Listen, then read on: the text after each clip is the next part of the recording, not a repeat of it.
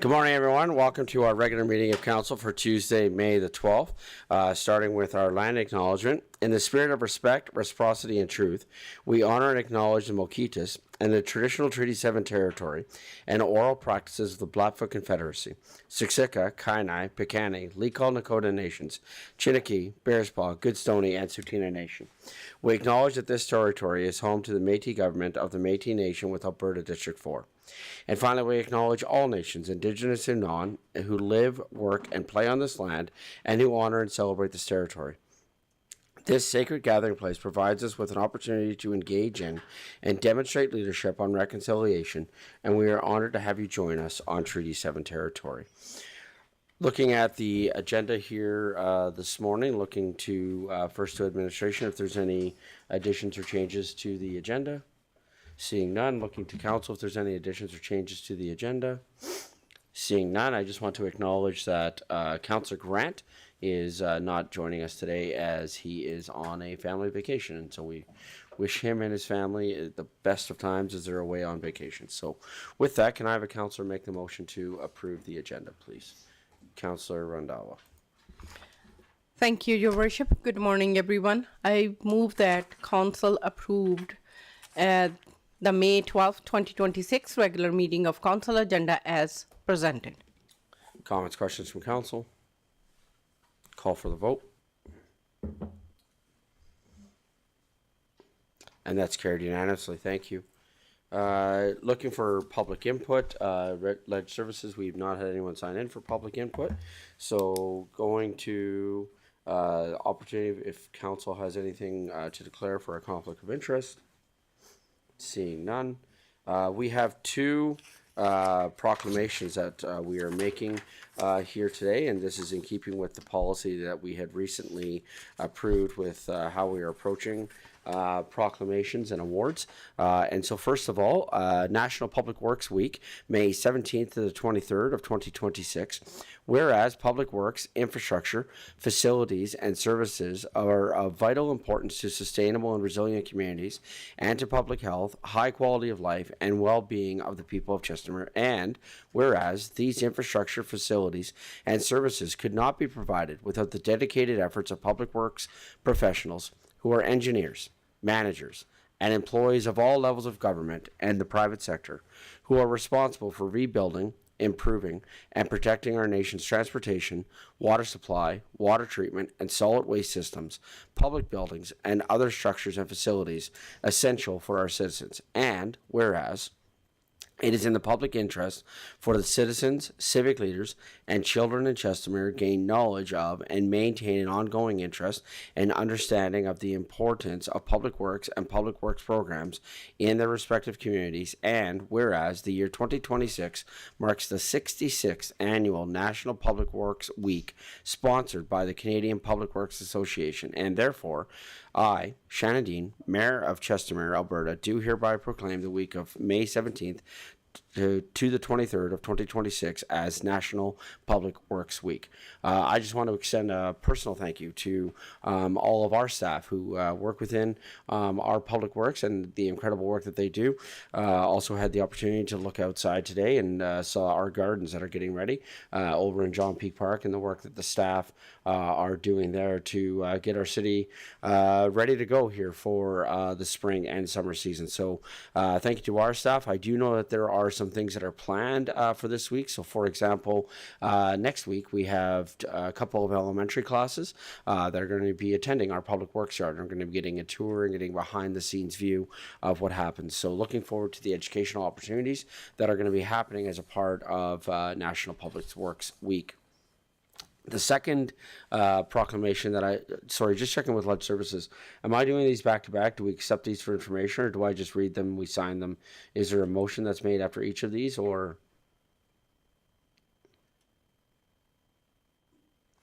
Ledge Services? Thank you, Mr. Mayor. We can create a motion and accept both of them as information.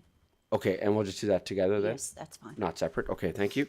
So with that then, on the second one is the Alberta Disability Services Professional Appreciation Week, which is the May 18th to the 24th of 2026.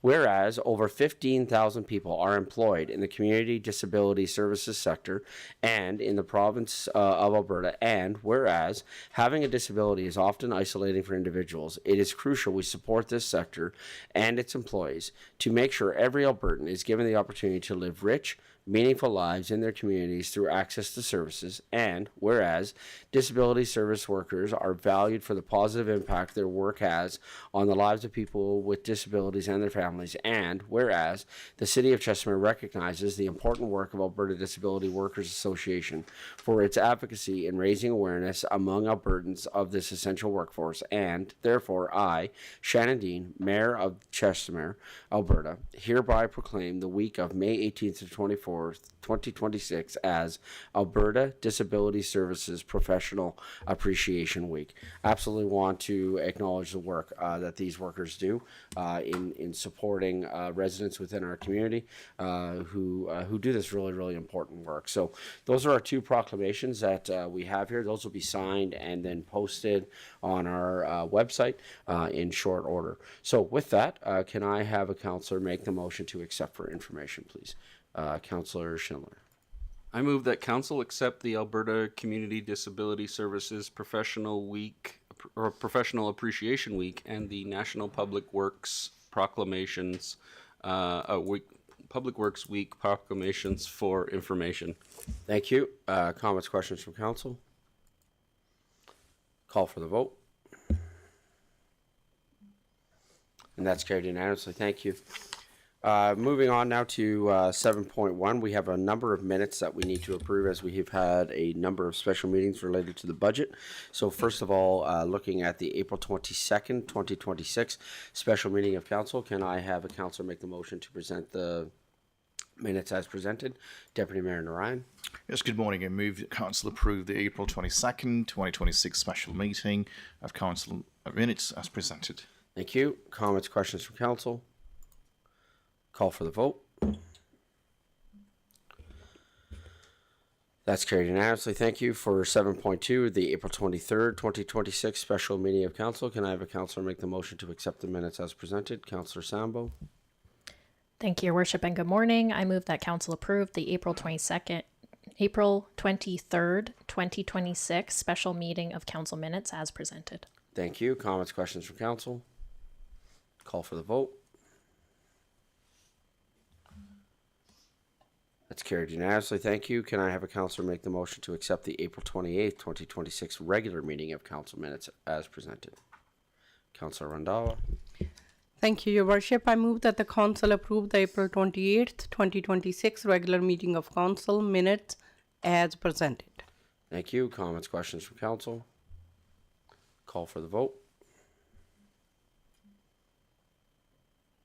And that's carried unanimously. And finally, can I have a councillor make the motion to accept the May 5th, 2026 special meeting of council minutes as presented, please? Councillor Randhawa. Thank you, Your Worship. I move that the council approve the May 5th, 2026 regular meeting of council minutes as presented. Thank you. Comments, questions from council? Call for the vote. And that's carried unanimously. Thank you. Council, just looking to you if there's any business rising out of the minutes. Seeing none. We'll go now to item 9.1, which is the resolution tracker 2025 and 2026 being presented by Kent Edney, our CAO. Mr. Edney. All right. Thank you, Mayor Dean. Good morning, Council. Don't have a long update here on the resolution tracker. I have a report coming right after this. Just looking for some extensions to the deadlines on 4 of the items. I'll explain those when we get to that report. Just a couple of items I'll bring your attention to on this report. Item number 25 related to the boxing club facility. Just wanted to update council. We've got our internal support in place now at this point. We're working on looking at sites, and we're going to meet with the boxing club and their representatives hopefully later this week to kick off the formal work on that particular facility. So that's now now moving and underway. The only other thing I'll mention is item number 22 is marked as in progress. The direction was to book the open house, so the open house has been booked for June 10th, so we could consider that one complete.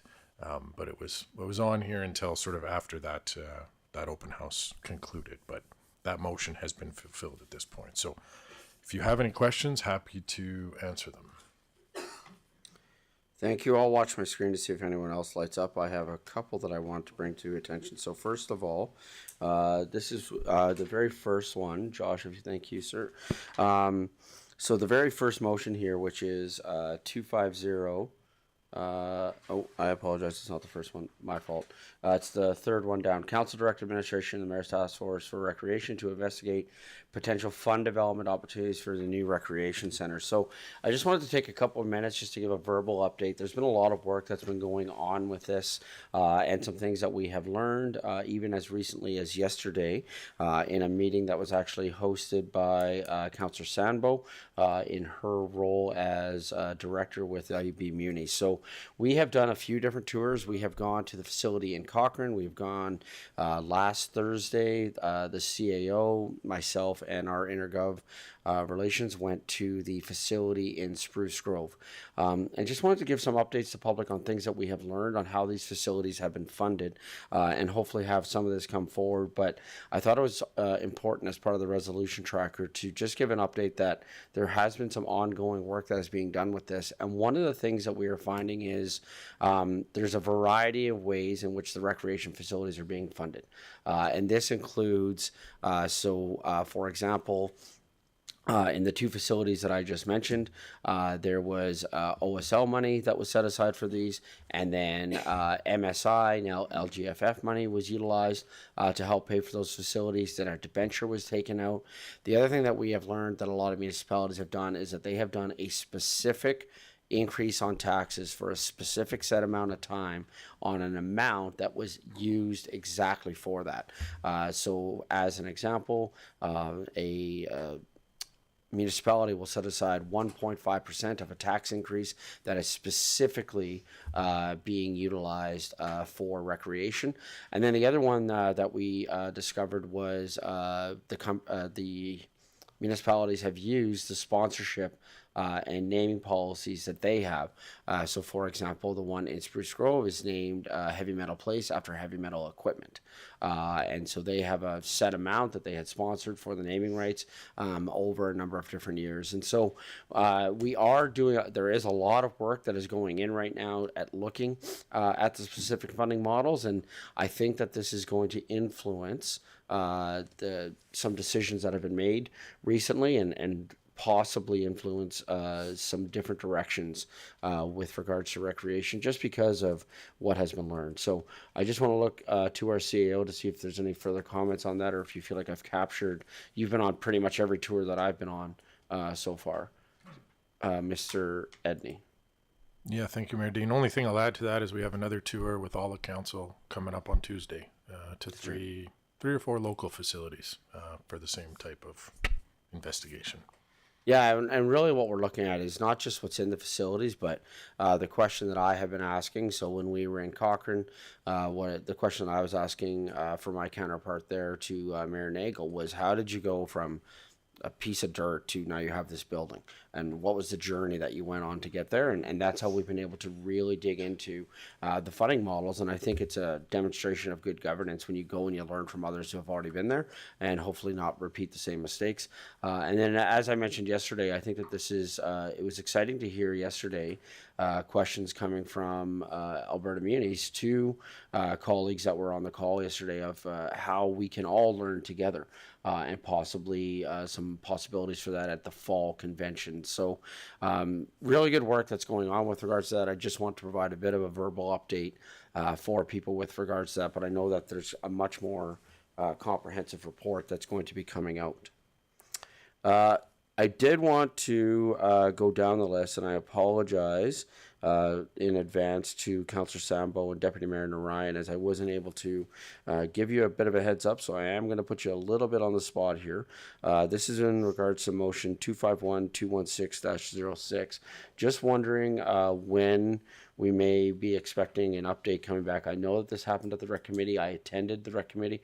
This is in regards to the $100,000. So I do know there was some conversations there. I'm just wondering if you have an idea of when we can expect to see that coming back. I know Councillor Courant, who's the chair, is away today. I'm just wondering if either of you have an update with regards to a timeline on that. Councillor Sambo. Certainly, Your Worship. I can share that the Rec Committee did have an opportunity to make some decisions via motion to recommend to Council. It's my understanding that that's ready to come back to Council as soon as there is a space on the agenda. Okay, thank you. So then with that, then I guess we'll look to Ledge Services at agenda prep this week. Maybe we can follow up with Councillor Sambo and Deputy Mayor Narayan, with Councillor Grant being away. So in his absence this week, if we could follow up with them just to see where that timeline's at, and then we can get that onto an upcoming agenda. Great, thank you. And I apologize. I meant to send that out, so I apologize for putting you guys on the spot with that, but I knew in your professional capacities you'd have the information on that. So I also wanted to look at the motion 260224-19, which is the East Acreages one. I know, Mr. Edney, you and I had a chance to speak offline about this yesterday. So just with regards to this, is this one that we can now mark complete since the event is now booked for June the 10th, or would we wait until after June the 10th to mark this particular item as complete? Mr. Edney. Yeah, thanks, Mayor Dean. We will mark it as complete because the motion was to book it. Okay, thank you.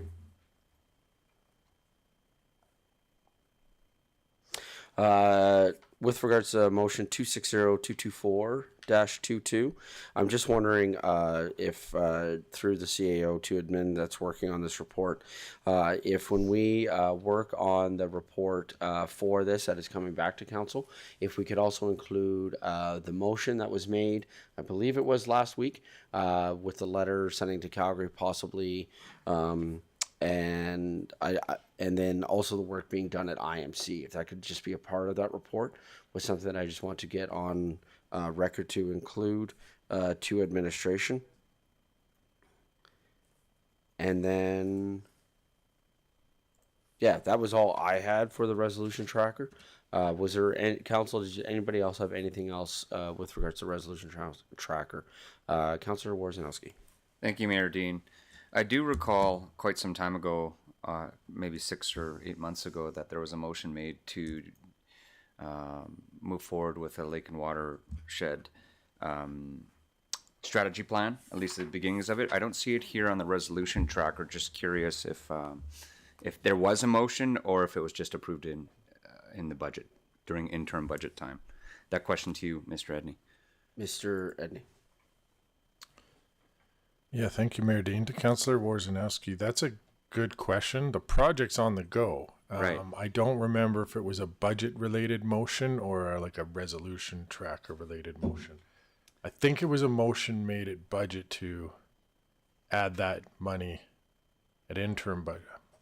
I'll have to get back to you Either on where way, that motion is. Yes, let's if we need a motion, I certainly have no problem restating a motion, but good to hear that the project is moving forward, and I'd suggest that we do add it to the resolution tracker so we can track it. Thank you.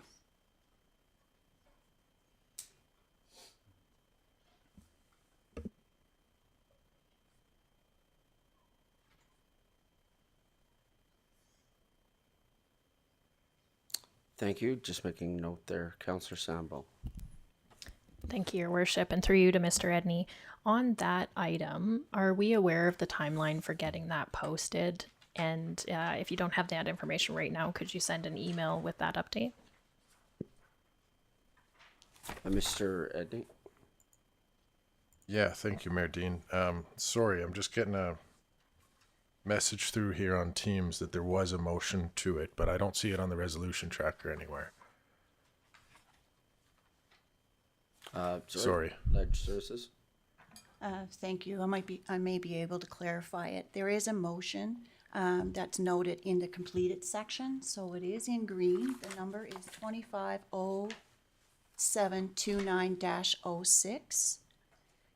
And it was governance and priority recommend council direct administration to complete the lake and watershed management report with funds coming from the 2025 committee budget, and for a presentation to come to council by the end of September 2025. Can I get that number again, please? Yes, certainly. Apologies, just one moment here. 250729-06. Thank you. You're welcome. I don't think it's on this printed version because we started taking off some of the green ones because it was getting so long, but I'll send a note on where that's at. As far as the RFP, it should be imminent. I know it's going through our procurement department right now. We've got a lot of them under the go and short staffed there, but that should be posted right away is my expectation. Okay, thank you. Any other comments or questions from council with regards to the resolution tracker? Okay, with that, then I believe we'll be accepting for information. Can I have a councillor make the motion to accept the resolution tracker for information, please? Councillor Randhawa. Thank you, Your Worship. I move that the council accept the resolution tracker 2025 and 2026 for information. Comments, questions from council? Call for the vote.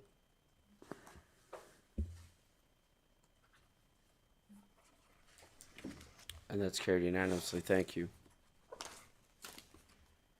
9.2, extension of motions deadline, also being presented by our CAO, Mr. Kent Edney. Mr. Edney. Yeah, thank you, Mayor Dean. As mentioned through the resolution tracker update, there are 4 items on the resolution tracker that administration is seeking permission from council to revise those reporting timelines. 2 of these are the social well-being framework and the recommendations from the Recreation Committee on the scope for the Recreation Master Plan. Both of these items were scheduled for the May 5th Governance and Priorities meeting, which we turned into a special meeting for budget purposes. So the request is to move those to the June 9th Governance and Priorities meeting.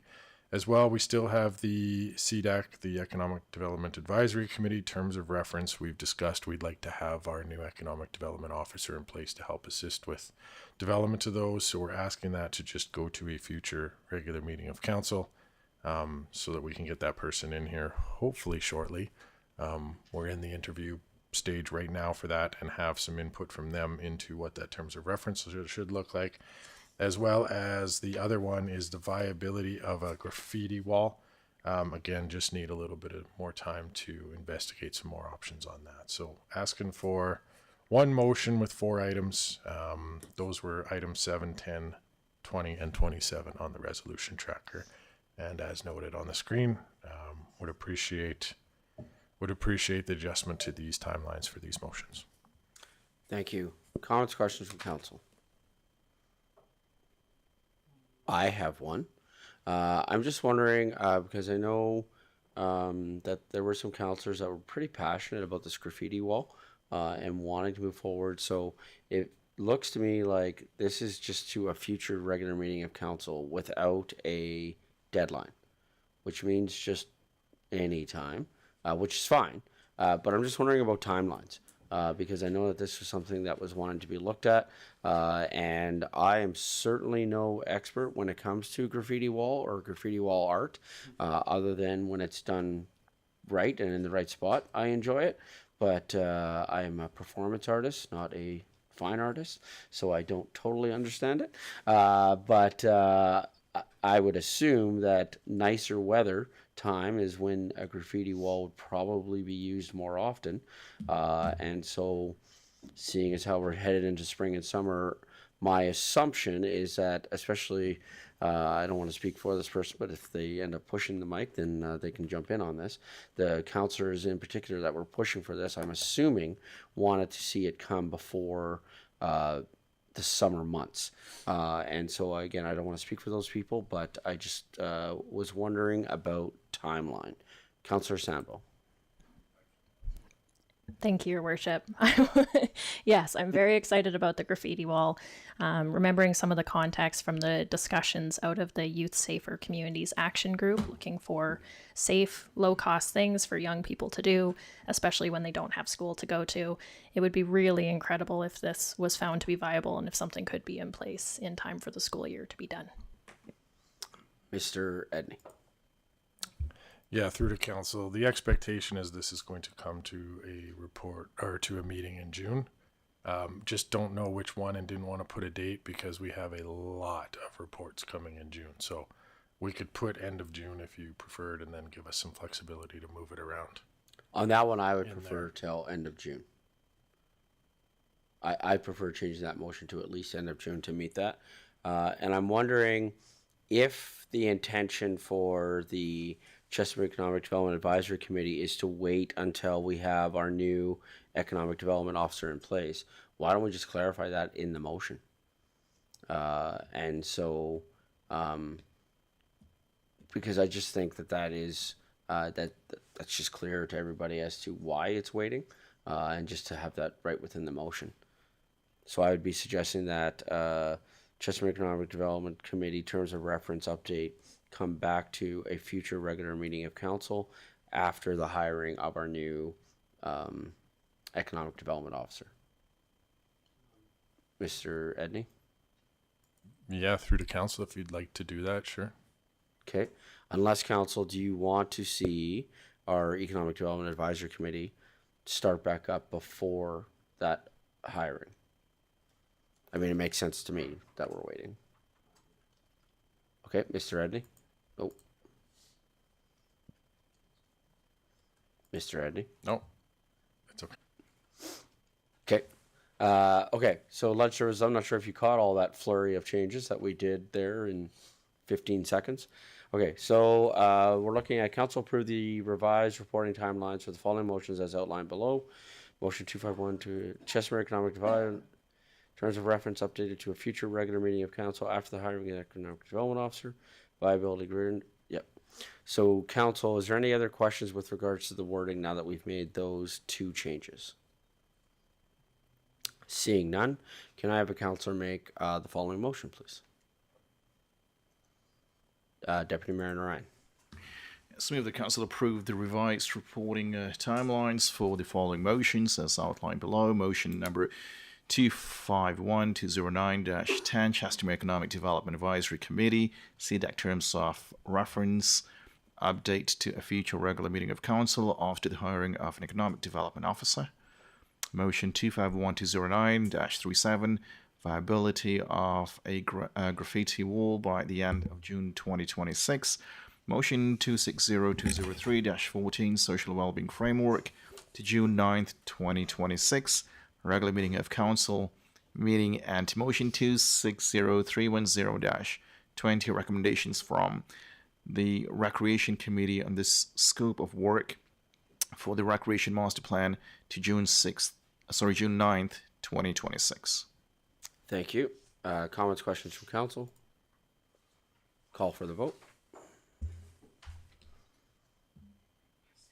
And that's carried unanimously. Thank you. Item 10.1.1, Budget Amendment Request, 2026 Water Utility Capital Budget, being presented by Mr. Dylan Buckingham, Intermediate Utilities Engineer. Good morning. Good morning, Mayor and Council. I am Dylan Buckingham, presenting this request for decision on behalf of administration. The request for decision is for water budget amendment. So specifically, we are requesting that $272,000 be moved forward from the 2027 budget to the 2026 budget. Those funds are from offsite levies. The reason for the request is that we are doing stormwater sanitary work in Rainbow Road. We are going to have it excavated for placement of the stormwater piping, and it makes sense to install this water pipe at the same time. The intent for this water pipe is it is the water supply for communities that will be developed south of the CN rail track eventually in the future. So that when this budget item was developed, it was assumed it would be installed at the same time as the stormwater piping, and therefore there was no additional funding in this item for the excavation and restoration around placing this pipe. Any questions around this request for decision?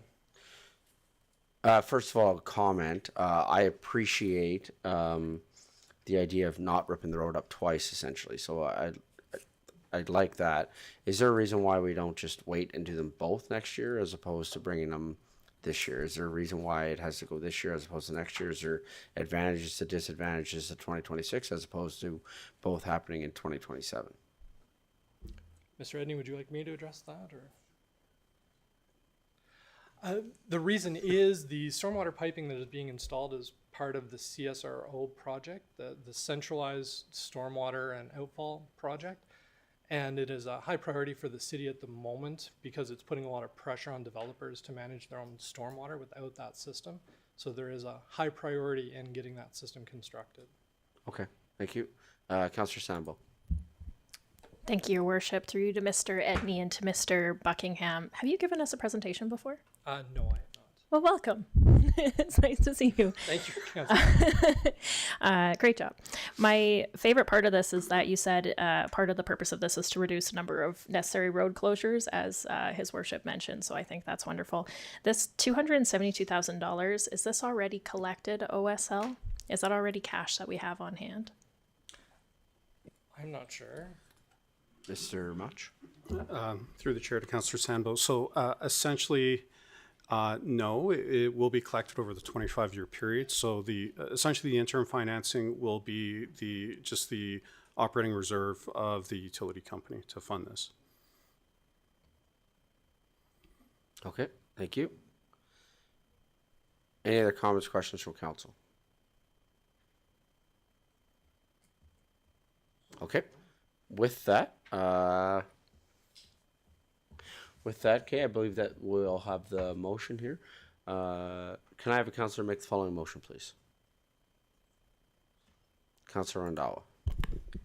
Thank you, Your Worship. I move that the Board of Director approve the capital budget amendment to 2026 water utility capital budget for $275,000 funded from offside levy reserve to include offside levy project item 7 distribution trunk in a Rainbow Road West phase 4.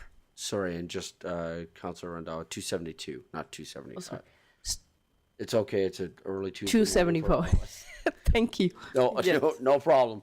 Like I said, early Tuesday morning for all of us. No, we're not bumping up the budget, administration. You cannot use. That's why I'm catching it. You do not get to bump up the budget. Okay. You. Thank you, Your Worship. No problem. Comments, questions from council? Call for the vote. And that's carried unanimously. Thank you. Thank you, Mayor and Council. I think Mr. Buckingham is walking out here going, I'm 1 for 1 on presentations to council. That's right. 100% success rate. Exactly.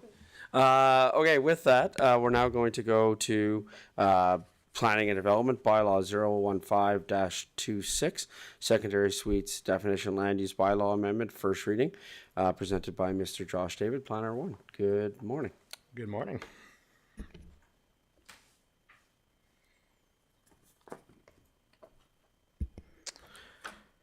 Good morning, Mayor Dean and members of council. For the record, my name is Josh David, Planner 1 with Community Growth and Infrastructure Division. Before moving forward, I'd like to acknowledge that all of my comments pertaining to this presentation shall be made through the CAO to the mayor and all members of council. Today, I am presenting proposed land use bylaw amendments related to secondary suites. So this slide will provide a brief overview of the topics that will be covered in today's presentation, including the motion for council's consideration, the motion that brought us here today, the current definition of secondary suites in our land use bylaw, a summary of all the proposed amendments, administration's recommendation, and then finally we'll open the floor for any questions or comments that you may have.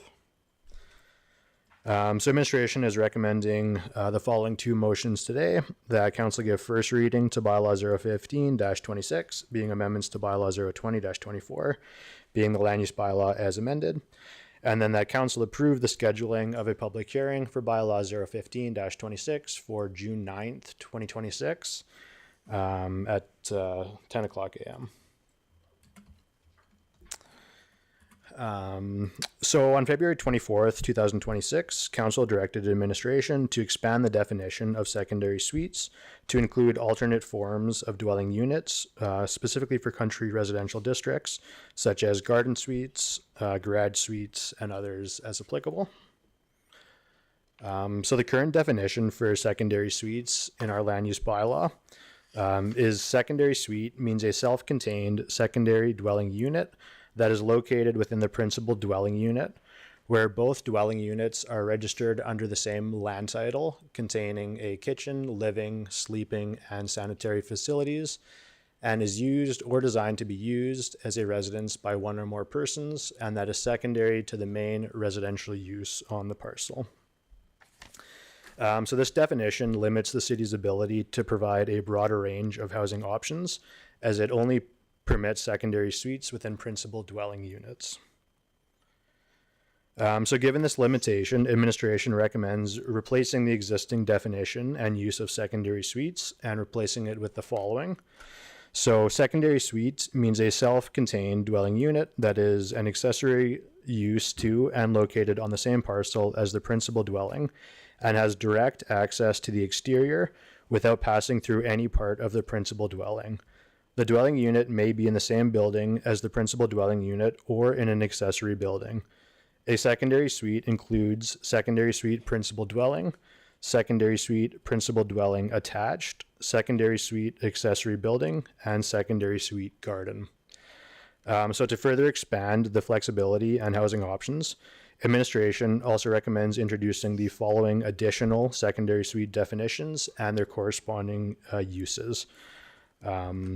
So those additional definitions would be secondary suite principal dwelling, secondary suite principal dwelling attached, secondary suite accessory building, and secondary suite garden. And these are proposed to support a wider range of suites in larger lot areas where these housing forms are appropriate and compatible with the surrounding context. So we'll go over those options in detail. So secondary suite principal dwelling means a self-contained secondary dwelling unit that is located within the principal dwelling unit. This may include in a basement or a loft. And administration recommends adding the secondary suite principal dwelling as a discretionary use in the district shown on the screen. This use is proposed in all districts where secondary suites are currently permitted. Secondary suite principal dwelling attached means a self-contained secondary dwelling unit that is attached to the side or rear of a principal dwelling. And administration recommends adding secondary suite principal dwelling attached as a discretionary use in the district showing on screen, including the residential estate district, the large lot rural residential district, transitional rural residential district, and country residential district. So just in the larger residential districts. Secondary suite accessory building means a self-contained secondary dwelling unit that is located within an accessory building garage or accessory building other. The secondary suite accessory building shall have an entrance separate from the vehicle entrance to the detached garage directly from the exterior of a structure. Administration recommends adding secondary suite principal dwelling in the same 5 uses as secondary suite attached. And then finally, we have secondary suite garden. So a secondary suite garden means a self-contained secondary dwelling unit that is located in a single-story building separate from the principal dwelling. And again, we are recommending it as a discretionary use in the following 5 larger lot residential districts. So the table on screen here just visually summarizes where the different types of secondary suites are proposed as discretionary uses across the city's residential land use districts. So the check marks indicate where a secondary suite is proposed to be added. while the X symbols show where it is not permitted. As shown, the secondary suite principal dwelling is supported across all listed residential districts, reflecting that this housing form already aligns with the existing secondary suite permissions. In contrast, more intensive forms, such as suites in accessory buildings or standalone garden suites, are limited only to larger lot estate and rural districts, where the size and servicing can better accommodate them. This approach maintains consistency with current regulations while clearly distinguishing secondary suite forms based on their neighborhood context. The general regulations for secondary suites and accessory buildings in the land use bylaw are also proposed to be revised so that they align with the new definitions and uses. So the 4 amendments displayed on screen clarify when accessory buildings may function as dwelling units, reinforce design compatibility and height limits, and ensure that secondary suites maintain the appearance of a single dwelling. Additional provisions restrict secondary suites on parcels with boarding houses or major home businesses, except where these would form part of a bed and breakfast. They would also prohibit the subdivision or separation of any secondary suite from the principal parcel. And in addition to all those amendments, administration also recommends introducing the following definition for a separate exterior door to prohibit their use except for where they form part of a secondary suite or a properly designed walkout basement. So the proposed definition would be a separate exterior basement entrance means a new entrance providing independent access from the exterior of a building to a basement. Administration is proposing that section 7.32.11, which is the general regulations, be added to clarify that a separate exterior basement entrance may not be permitted except for where the entrance provides access to a walkout basement on a designed walkout lot and is clearly integrated into the original design of the dwelling, and in circumstances deemed exceptional by the development authority, such as a secondary suite. So this amendment will ensure that future side and rear exterior basement entrances would not be permitted without an approved development permit for a secondary suite.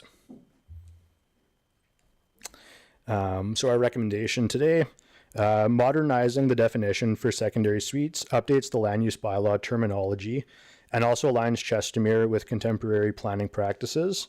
This amendment broadens the scope of secondary suites, offering a wider range of housing options that would support multi-generational living, aging in place, and increased rental opportunities. Therefore, we are recommending that Council give first reading to Bylaw 015-26 and approve the scheduling of a public hearing for June 9th, 2026 to gain the residents' feedback. This concludes my presentation. Thank you for your time and attention, and I welcome any questions or feedback. Thank you again. Just a reminder that this is going to be first reading and then proceeding forward. And really, this work supports what we've already done with regards to the approval of the secondary suites. Any comments, questions from council with regards to the presentation? Okay, thank you. With that, can I have the motion to give first reading to this bylaw, please? Can I have a councillor make the following motion, please? Deputy Mayor Ryan. Let's move that council give first reading to bylaw number 015-26, being the secondary suites definitions land use bylaw amendment. Comments, questions from council? Call for the vote.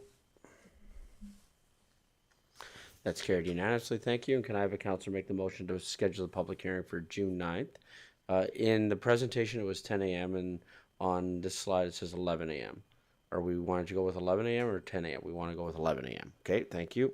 Can I have a councillor make the following motion to schedule a public hearing at 11 a.m., please? Councillor Rondawa. Thank you, Your Worship. I move that the council approve the schedule of the public hearing for bylaw number 015-26 for June 9th, 2026 at 11 a.m. Thank you. Comments, questions from council? Call for the vote. And that's carried unanimously. Thank you. Thank you. Thank you. We now have community growth and infrastructure. Development permit number 2652735, unit 210 100 Rainbow Road. Change of use from brewery to an indoor participation recreation golf simulator. Presented by Mr. Tom McKay. Good morning. Good morning, Mayor, Council, and all present. I'm Tom McKay, planning technician here with the City of Chestermere. Before moving forward, I'd like to acknowledge that all my comments relating to the request for decision will be made through the CAO to the Mayor and councillors. Also, before referring to the request for decision as presented, I would like to identify that on page 2 of the May 12th Council agenda, 10.31 provides a development reference number as 2652735. This would be incorrect. All application information, RFD references, and adjudication of the application will be related to development permit 2619625/210 as correctly described. Thank you. So the presentation is correct. The title is incorrect. Is that what you're saying? Okay, thank you.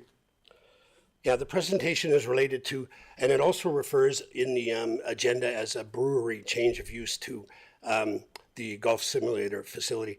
The brewery actually closed on its own merit at some time in the past, which is a specific date I'm not familiar with. So we would classify this use currently as vacant to a change of use to the indoor participation facility. So in this case, we'd like council to consider development permit 2619625-210 for permitted use indoor participation recreation indoor golf simulator facility, which I'll refer to in the presentation now because that's quite a mouthful for the both. And it also has ancillary restaurant use on the mezzanine area, which was taken into consideration for the parking calculation of the site.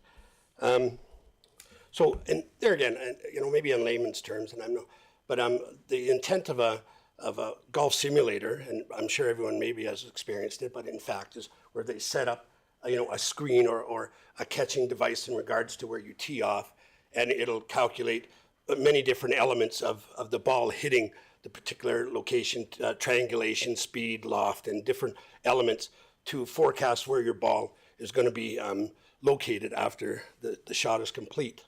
I would like to keep in mind, though, that even with today's technology, expanding exponentially and AI and all different elements that we have the ability to calculate something, like a golf shot, for example, I find that the computer system that they use today may arbitrarily just indicate that your ball is in some type of shrubbery or out of bounds or even water if it chooses, right?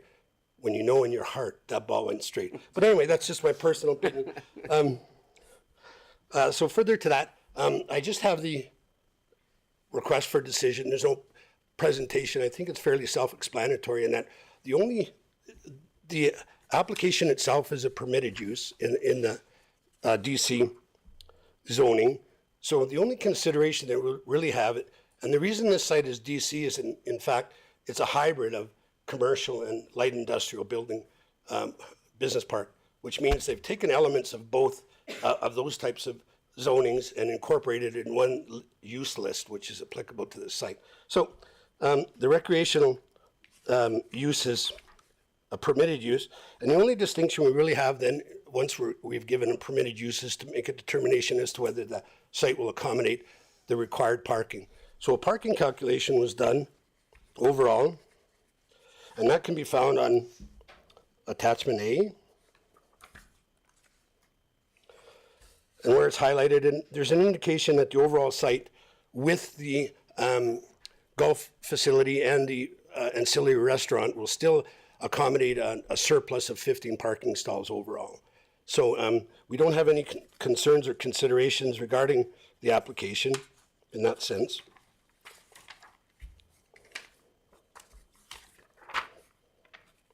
So just going further to that,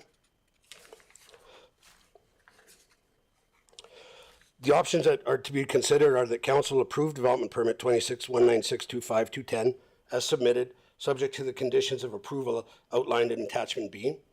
The council refuse development permit 2619625210 and provide the reasons for the refusal, or that council defer to a later date and request for additional information. Okay, great. Thank you. Councillor Sample. Thank you, Your Worship, through you to Mr. Edney, to Mr. McKay. Hello, Mr. McKay. Nice to see Hi, you. thank you. This question is related to the presentation, also kind of unrelated to the presentation. So I'm familiar with this location, and there is a reasonable amount of turnover in the businesses in that area. Something I've been wondering about is how easy is it for the city to pull information on turnover rates for commercial? Is that information that we can pull from business licenses as context for these kinds of decisions? Are the right kinds of businesses coming to Chestermere and wanting to set up shop here? Do we have the right environment? So it's related to this, but a little outside of that, if you have some commentary. Sure. I'm through the chair to Councillor Sandbo. In fact, to get a distinction as to when the Township 24 business name disbanded, I went to council or to licensing today to find out when their license expired, and actually, depending on the situation as to why a business is discontinued, the information the city has is not reflective of when or why they discontinued. So they have a license application that might have not been disbanded and might even show it being accurate at a certain time, right? So the last information they have for this site is 2019. But the other thing too, and I don't know that, on a planning principle, I don't know that we're the arbitrators of, business viability, maybe uses and how the use is going to incorporate. But, as far as an entrepreneur or someone that's establishing a business, they take the elements into consideration prior to them, moving forward with their own proposal, their business plan. So I don't know that we can, that's my opinion, that we adjudicate who's going to be located in a mall, for example, other than there might be guidelines specific to a use that might be going in there. And I've said myself, like, if you had 10 liquor stores in a mall, and there's 10 liquor stores there, it would be business dictates, demand dictates. If 9 of them go under, I mean, that's not for the municipality to make a determination as far as the success of the business, I think. Councillor Sambo. Thank you, Your Worship. And this is a question for you, actually, Your Worship. Agreeing with what Mr. McKay said, city is not the adjudicator of that at all. But of course, we might have an opinion about the economic development that we want to do, especially in the future in business expansion and retention. This is something I'm really curious about, and I've had the thought of requesting that CDAC take a look at it. Of course, CDAC is on hold. Your Worship, if I wanted to bring that forward as a request for CDAC to look at, how would you suggest doing that at this time? Seeing that it's on hold, what we could do is punt that to administration for now, right? And that would be just a motion for administration to investigate and then whatever, and bring back to a future meeting of council. That would work for me, Your Worship, but I'm looking through to Mr. Edney to see if he's got time in his in his busy resolution tracker to examine. And well, sorry, my thought on that would be we would add it, but I would not date stamp that because I could see that then as something that when we have our new economic development officer hired, that could be one of the things that could come up early on in that person's role when they come on. Here's one of the things that council's looking for, that they're looking at. So I could see it coming in there, which is why I wouldn't date stamp it at the moment. And then perhaps within the resurrection, if you will, of the Chestermere Economic Development Advisory Committee, then I could see that at that point maybe administration kicks it back to that committee as well. So that's why I think for now what your motion would do would be to officially get your thought on the record, and then it just may take more time for that to come out, but then it's on the resolution tracker. It's something that's going to come back on a monthly basis that we see that, which is why I would recommend putting it on there, knowing that it's going to take some time before that is fulfilled. That works for me, Your Worship. Okay. Do you mind if we deal with this matter first? Yes, sir. And then come back to that? Would that work? Okay, perfect. Thank you. Any other comments, questions with regards to the presentation? Okay, thank you. So I believe the motion that we should move forward with would be to approve the development permit because for a number of different reasons, which I don't want to necessarily disclose as part of debate before showing my hand on how I'm going to be voting on this. So can I have a councillor make the motion to approve the development permit? I just want to confirm that the motion, that the number in the motion is correct. Is that correct, Mr. McKay? That's correct. Thank That you. is correct. Okay, thank you. So with that then, Councillor Schindler. I move that council approve development permit number 26-19625/210 as submitted, subject to the conditions of approval outlined in attachment B. Thank you. Any comments or questions from council with regards to the motion? Other than maybe, if I may, Councillor Schindler? I hope that one of the courses is Chestermere. If this is approved, is Chestermere Golf, Lakeside Golf Course. That'd Thank be you. great. Thanks. Any other comments, questions from council? Thank you. I'm excited to see the possibility of a new business coming to Chestermere. While I deeply miss Township 24 as it was certainly a social gathering place. Hopefully this can also be created for that, and should this be approved, it might be the only way that I can beat our CAO at golf. Might be through a video game, so we'll just have to see how that plays out. With that, call for the vote. And that's carried unanimously. Thank you. Thank you for your time. Thank you. With that, I'm going to suggest that we take a short 10-minute break, and we'll come back at 10:10. Thanks, everyone.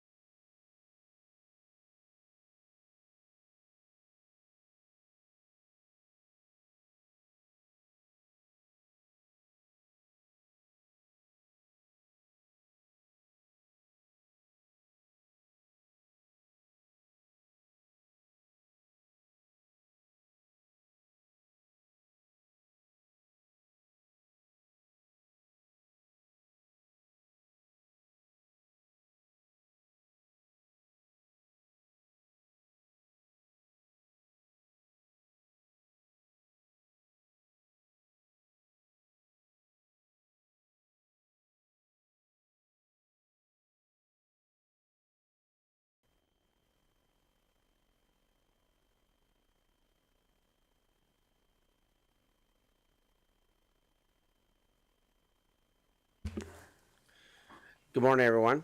Coming back from our break here, we're now going to be moving to item 10.4.1, which is our 2026 seasonal e-scooter program, being presented by Ms. Kylie Hoskins, Manager of Corporate Properties and Recreation. Good morning. Good morning. Thank you, Mayor and Council. My name is Kylie Hoskins, Manager of Corporate Properties and Recreation. I'm here to present the request for decision for the e-scooter program. Before proceeding, I'd like to acknowledge all comments are directed through the CAO to Mayor and Council. The intent of this request for decision is to provide Council with the outcome of the request for information that was posted from February 10th to March 12th for the e-scooter program. So the City of Chestermere hosted a seasonal e-scooter program pilot in the summer of 2023 and has been exploring options for the implementation of a seasonal program for 2026. To assess market interest, administration issued a request for information to which one submission was received. They propose operating a fleet of 100 e-scooters from approximately May through November 2026, running on a dockless app-based per-minute rental model. The proposed vendor would handle all operations, maintenance, charging, and staffing through a locally hired team based in Chestermere. No municipal land or permanent infrastructure would be required. The pilot program recorded 9,709 rides and generated net revenue of $53,956. The operator reported a net loss of $36,061 after accounting for labor, space rental, van rental, insurance, and vehicle depreciation. The $25,000 subsidy is required to partially offset this operational deficit and support program continuity. So, implications financial, there would be, for the e-scooter program to proceed, administration would request an additional $25,000 to be added to the 2026 operating budget. Insurance, the program operator is expected to carry sufficient general liability insurance and name the City of Chestermere as an additional insured for the duration of the program. Administration would confirm adequate coverage limits are in place prior to program launch. The city bears no responsibility for damage to or loss of program vehicles. Safety e-scooter programs carry inherent public safety considerations, including rider behavior, pedestrian conflicts, and improper parking. The proponent has indicated they will manage rider education, enforcement, and vehicle maintenance. So that pretty sums up my presentation for today, and I'm happy to answer any questions you may have. Thank you, Deputy Mayor Narayan. Thank you, Worship. Through you to and through Ms. Radney to Ms. Hoskins. I thought you were going to roll in into your e-scooter to do your presentation, but thank you for this. This is important given that we don't have reliable public transportation. So for movement, for both youth and adults, I think this is a good idea. I'm glad you also talked about insurance. So even though the insurance can indemnify the city, I think there's certainly, some responsibility when it comes to education. I think one thing we hear in the community with respect to scooters is just how they get utilized, and sometimes it can be quite dangerous. So I'd like to hear, I did hear you say, something about education. As to what that education will look like, is this something that'll be provided by Bird, or is that city? Is that something we're doing together? Probably a joint effort with communications as well, if this were to proceed. Yeah, okay, thank you. Councillor Sambo. Thank you, Worship, and through you. When you put out the RFI, was it noted in the RFI that the city might be willing to offer a subsidy to offer the program? We just asked that they provide any kind of costing implications that there may be. So previously, when we did the program first, there was no cost to the city. So now we put it out again, it's come back with a subsidy request. So the first time there was no cost to the city. And were you able to, through your discussions, were you able to find out why Chestermere seemed to be running a deficit when in other communities similar programs seem to be able to earn a profit? Could definitely follow up with procurement. We can ask those questions. I would be very curious about that. Another question, Your Worship, through you. If I'm understanding correctly, we need to receive an exemption from Alberta Transportation in order to have e-scooters. Has that process been started, or do we know whether that could be done in time for this to be picked up this summer? I would have to go back and see if this is able to proceed. Then we would probably take the next steps. For sure. Yes, there's a requirement for an exemption from Alberta Transportation in order to have e-scooters and the like. Yeah, so one of the things that came out of conversations that we were involved in yesterday, we being, I believe Councillor Sambo and I were the only ones on the call. I apologize to any other councillors that I may have missed that may have been on the call yesterday. So there was a workshop hosted by Alberta AB Munis yesterday. At that workshop, we e-scooters came up and we were able to speak with other municipalities, which is something I appreciate about the different networks that we are involved in, both AB Munis and MCMC. And part of the conversation was that an exemption is needed for those. So Lethbridge, for example, has it, and Spruce Grove has it, so that they are able to do it, because technically under Alberta transportation, e-scooters are illegal. And you need to have the exemption for them to operate within your community. And this was something that, like I said, we learned yesterday at noon. Mr. Edney. Thank you, Mayor Dean. How does this apply to private individuals? Because we see them all over the place. Because they have the exemption. So anywhere where you see them will have the exemption. So private individuals? Yeah, No. so the kids we see ripping around all over Correct. the community right now are not supposed to be doing that. Correct. It's just not enforced. Correct. Save my comments for offline. Yep. We should chat about this. Absolutely. This was something that, like I said, as a new piece of information, that was interesting. So, which is why it's pertinent to this conversation, because we have learned that other municipalities have said exemption. That's how those ones exist. I would assume then, based on that, but I should not assume that. We know that from speaking to the other municipalities that we were speaking with yesterday, that they do have that exemption, so that those, that program can exist within their municipality. Councillor Warzanowski. Thank you, Mayor Dean. One comment to Councillor, thinking along the same lines as Councillor Sambo. One comment to Councillor Sambo. I've done case studies on transportation of this type, and it's very often not recoverable in 100%. So that's, if we compare it to other municipalities, I'm sure some break even, I'm sure some make money, and some don't. Well, I know that a lot of them do not. That's not what we were told yesterday. They are all making money. So my question then, through the chair to you, Mr. Edney, or our presenter, is, not to get too in the weeds with our procurement process, was there more than one bidder that was bidding on this, or was this a single bid?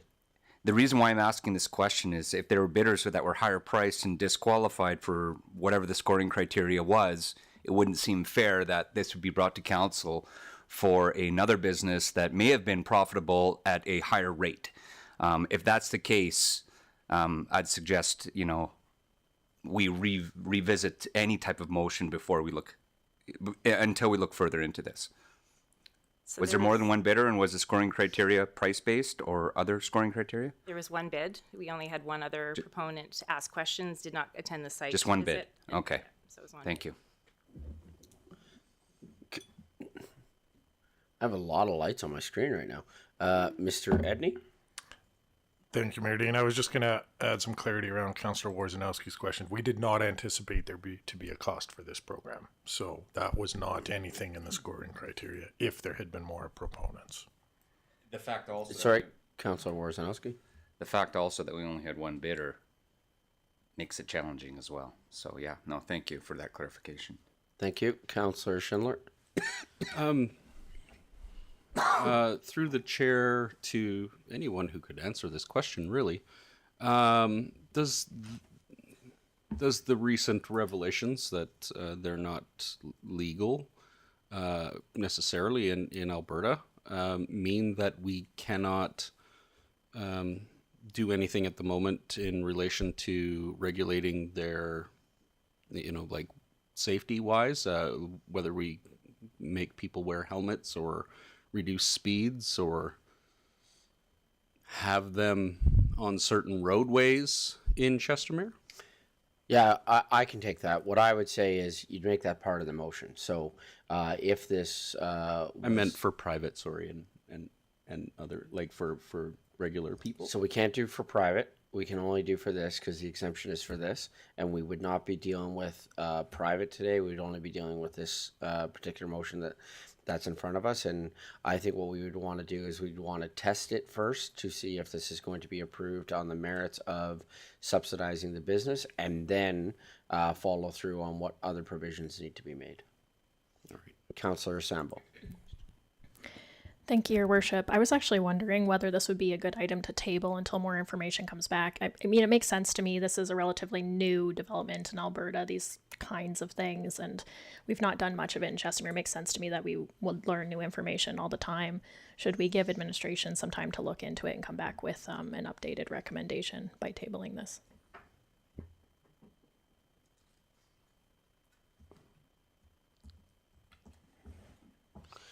I think we can table it.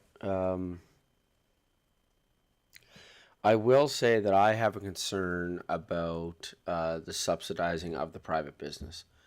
Is certainly a concern that I have, because the subsidizing, when I look at this and I look at the dollar amount and I think of what else within our budget where we're feeling pressures, and that this is a private enterprise, that is something that I would be concerned about. So as we're looking into this, to Councillor Warzanowski's point, if others were aware that there's a possibility of subsidizing, would they then be more interested in applying through our procurement process? Would be a question that I would have. So that would also lead to the more information. But I just really struggle with a government subsidy for a private enterprise running a private business in Chestermere. I'm really wrestling with that. Deputy Mayor Ryan. Thank you, Your Worship. Through you, and just to your comment, is there's definitely issues, I guess, with the procedural fairness, but to the other point, in terms of subsidizing a private entity, I mean, it really depends on how we look at it. If we're looking at it, I mean, I'll look at it as a mode of transportation and compare it with, let's just say, a bus service. And most of the bus services, even when they're private, they don't make money. So it's, if we're looking at it as a service, then it's a service. I mean, it'll be nice if we broke even. It's really how we look at it. Certainly, yeah. I mean, I've been one of the loudest proponents for wanting to see the e-scooters come back. I have a fundamental issue on the subsidy. I'm just wrestling with that. Yeah. Councillor Rondawa.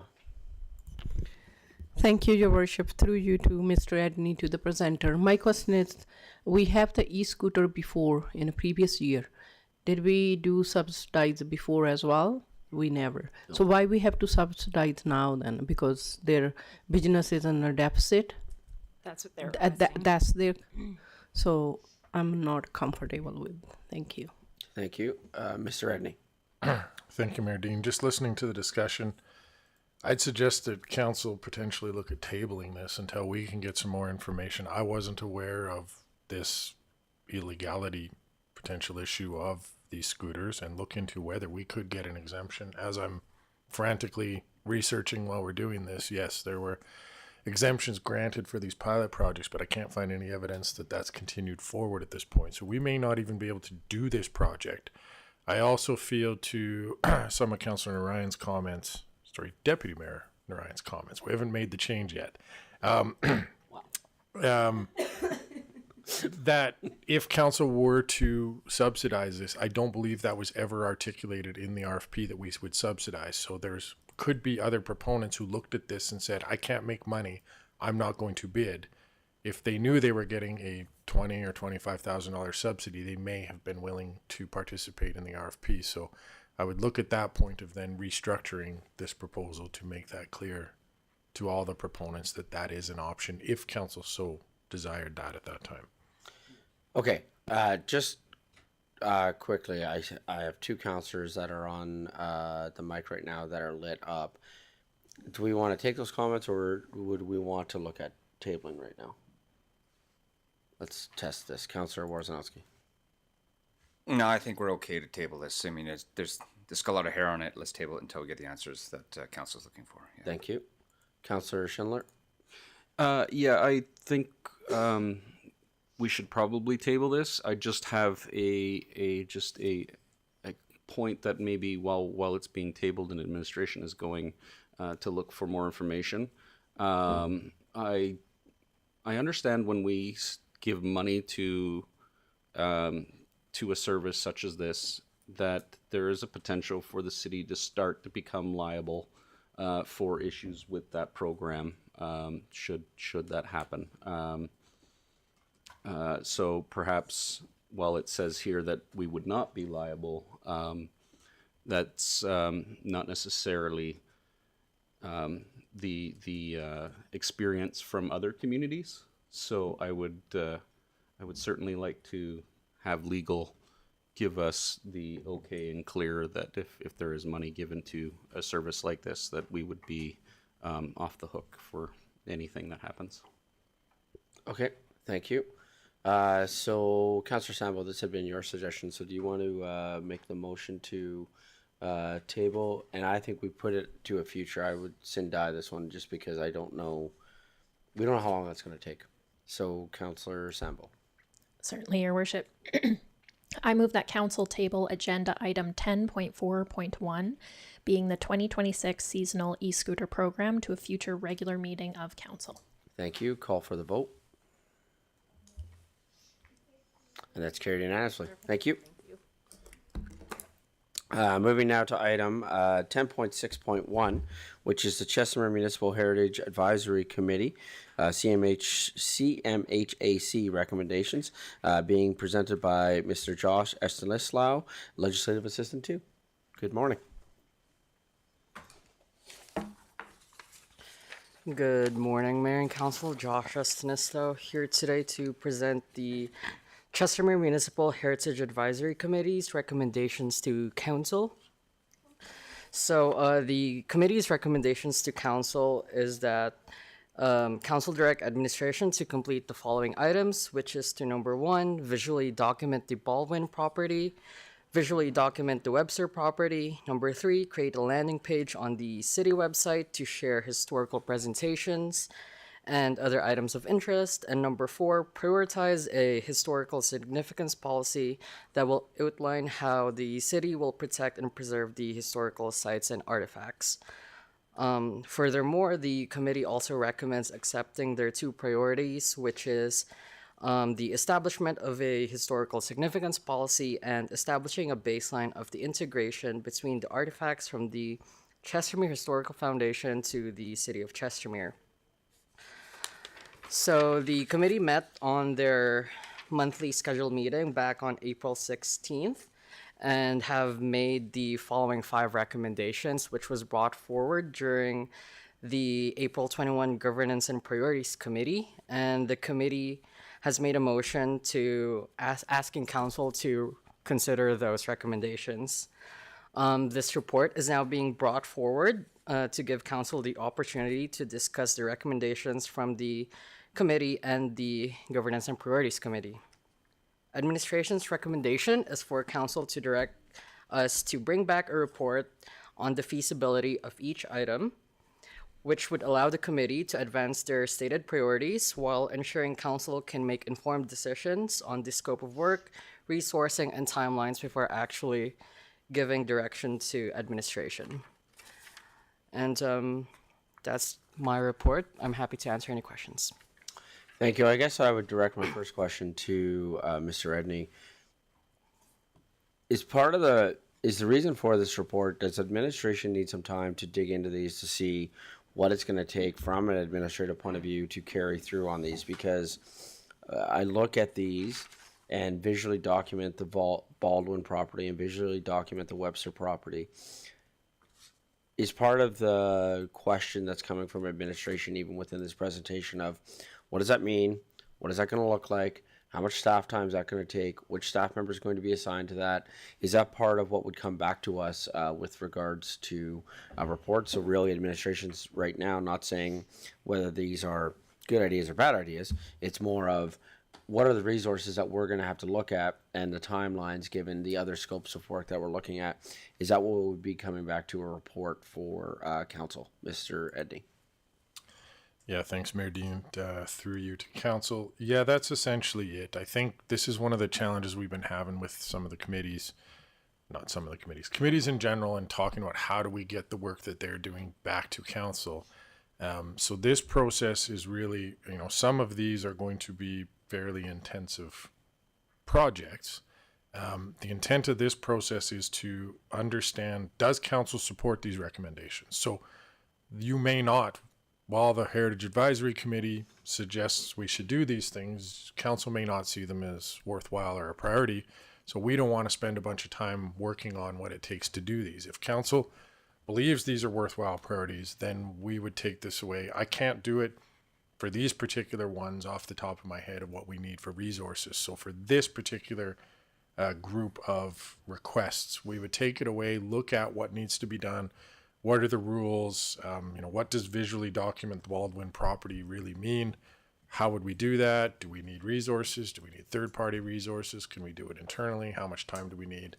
And if there's something that we can't just do in our day-to-day work in a reasonable time, come back to council with, a budget request or some kind of information on that. So that would be the intent of this report, is we take it away, see what needs to be done, and come back for further council direction. Thank you, Councillor Sambo. Thank you, Your Worship. I wanted to add, as one of the two councillors on that committee, the committee has been told, it has been made known that if council does adopt these recommendations, that there's no particular timeline associated with it. So the committee is aware that just because this might be the priorities of the committee, it's not necessarily the priorities of administration and council, and I think that's important to understand. Some of these are a little bit time bound, in particular the visually documenting of the Webster property, but as well the Baldwin property, as these properties are in transition at right now. So there is a risk that if they aren't documented, we might lose that opportunity. So I wanted to share that. My thinking was that if council could make a determination on that second point about the priorities of the Heritage Committee, then that would also add some extra information for point number 4 above it. As a historical significance policy, I think is extremely important, but also a really big task legislatively for administration. Okay, thank you. So I guess the first question is, so for myself, I look at these 4 things and they all seem reasonable for us to pursue. I don't see anything for this I'm only speaking for myself. I would support all 4 of these items moving forward. However, to be fair to the process and the question that was asked by Mr. Edney, is there any of these 4 items that any councillor feels should be removed from the motion, or a recommendation that they're not necessarily in support of, that they would like to debate? Okay, seeing none, what is the prepared motion that administration has right now?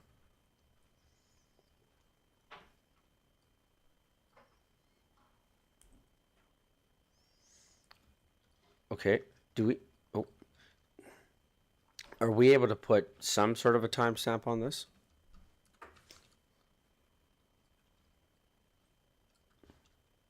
Mr. Redney? Can we, thanks, Mayor Dean. Can we shoot for end of July? Okay. I think, we just have so much on the June agendas right now. We can try and do it faster, but I don't want to have to come back and ask for more time because the June. Yeah. Okay, thank you. I also caution us on so much on the agendas, because if we were to look at today's agenda, it looks like, and we're doing pretty well so far with regards to time. Councillor Sambo. Thank you, Your Worship. Would it be okay if we did the other motion first, setting the priorities, unless you would like to defer that until after this information comes back from administration?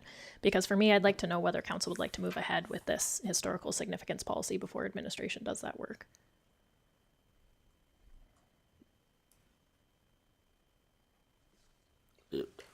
I have no attachment to the order. Mr. Edney? Yeah, thanks, Mayor Dean. That's perhaps Councillor Sandbo's suggestion is a good idea. I just wanted to clarify my comment around what's on the agenda. I don't mean in reference to time it takes to move through the council meeting. I mean time it takes to prepare reports and do the work. Even a small, simple report is somewhere between 20 to 40 hours of staff time. So every time we're doing a report, we're not doing work, and we need to balance that, balance those two. So that's where my comments around we have a lot coming in June that staff's already working on come from. Okay, thank you. Okay.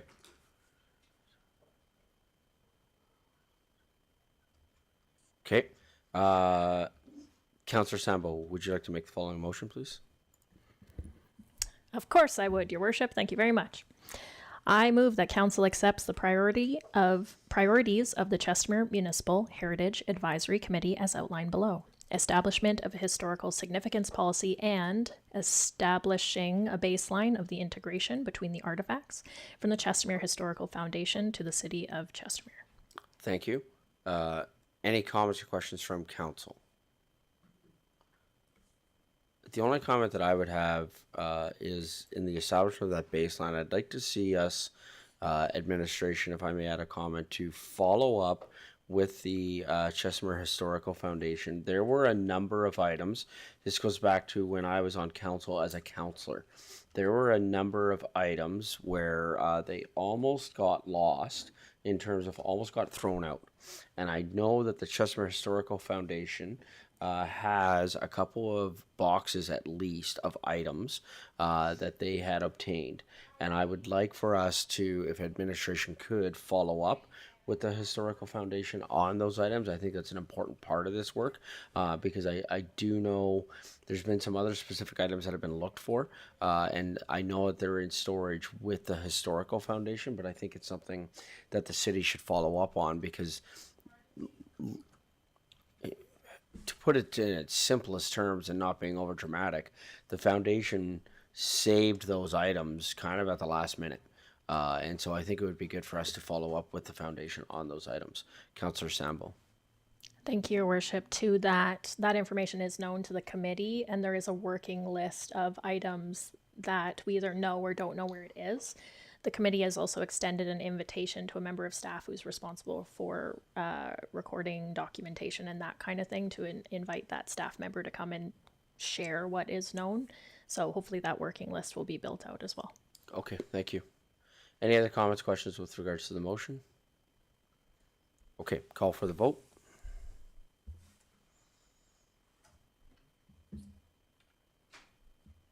Okay, that's carried unanimously. Okay, can we go back to the other motion then, please? Okay, so with that then, can I have a councillor who's willing to make the following motion, please? Councillor Sambo. Thank you, Your Worship. I move that Council direct administration to bring a report on the feasibility of each item by the end of July 2026, visually document the Baldwin property, visually document the Webster property, creating a landing page on the city website to share historical presentations and other items of interest, and prioritizing a historical significance policy that will outline how the city will protect and preserve the historical sites and artifacts. And if I could, just a comment, if any of these items can be pulled out from the rest of them, and if any of them could happen quickly, of course, we'd probably welcome that presentation for a couple of items before the rest of them. Okay, thank you. I think also comment on, certainly with the Webster property, just administration in the background, just being aware of when some other things may happen. I think administration will have a better idea on those timelines. And so I just want to highlight, again, that comment from Councillor Sambo with regards to the concern for the committee. Any other comments or questions from council with regards to the motion? With that, we'll call for the vote. That's carried unanimously. Thank you. Okay, that closes off that item. Before moving forward, I want to move backward because I just realized that on item 10.3.1, Councillor Sambo had wanted to bring forward organic motion with regards to looking at businesses and things like that. So with Mr. Estanislao back at his station there and the typing fingers he's got, can we, Councillor Sambo, is this what you were looking for with regards to a motion, Councillor Sambo? This is your worship, but I'm certainly open to wordsmithing.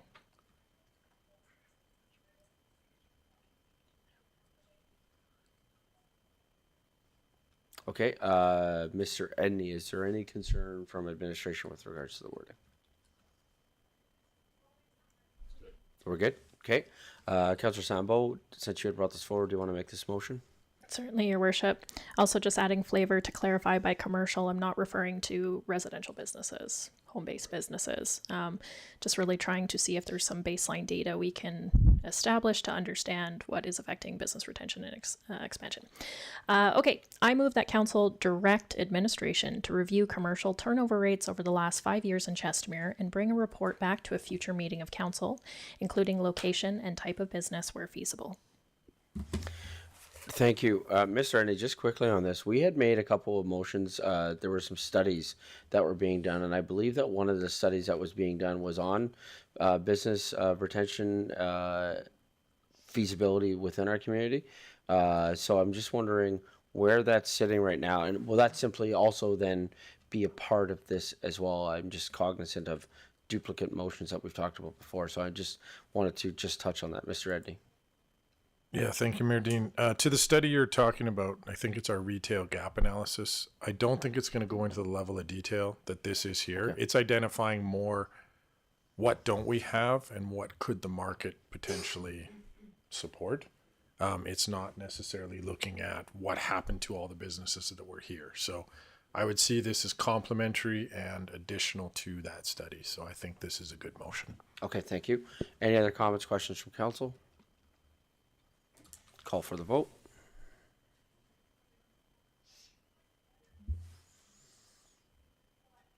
And that's carried unanimously. Thank you. Okay, moving forward now, going to item 10.7.1, which is the rescindment of tax roll refund. Oh, easy for anybody else to say. Presented by our CAO, Mr. Kent Edney. Mr. Edney. Okay, thank you, Mayor Dean. Through you to council, this is a topic we've discussed a few times. Back in November of last year, I brought a report to council discussing a property up in the East Acreages area that had been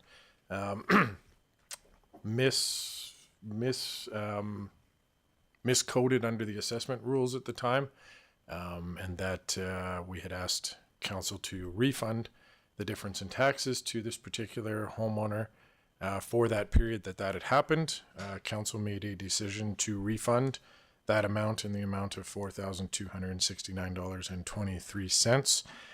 Subsequently, within about a week of making that motion, the homeowner filed a claim in civil court for that amount plus interest owing over the time. The person is seeking 18% interest on their on that tax amount for that period that it was collected by the city and not paid back to her. We, prior to bringing that report to council, we had investigated through municipal affairs, the Municipal Government Act, and of course through legal opinions on what the homeowner's entitlement to a refund was. Very succinctly, the Municipal Government Act considers any payment of property taxes that is over what was billed, over what should have been billed, is on the homeowner to determine that, and anything that is outstanding after 6 months is considered a voluntary payment. So I had mentioned to council at that time that there was no legal obligation of council to refund any of that tax amount owing. At the time, though, council said, yes, we made an error, let's do it. At this point, given it's under litigation, we've gone to mediation with the individual. The individual refused to make any movement in mediation, and we are now proceeding to the court to have the court make an opinion on this. We are scheduled for July 19th or July 15th right now for the preliminary hearing. So my request is very simply to just rescind this motion as it's not applicable at this point anymore, and we will let the courts decide what the outcome of this particular item will be. Thank you. Any comments or questions from council with regards to the presentation?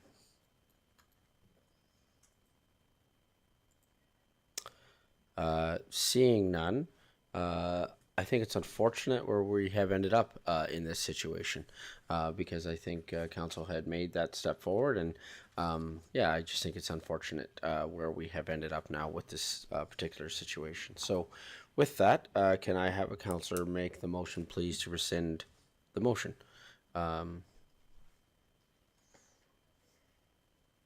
Deputy Mayor Ryan. So move that council rescind motion number 251104-17 approving a tax reimbursement in the amount of $4,269.23 for roll number 6050700. Comments, questions from council? Call for the vote.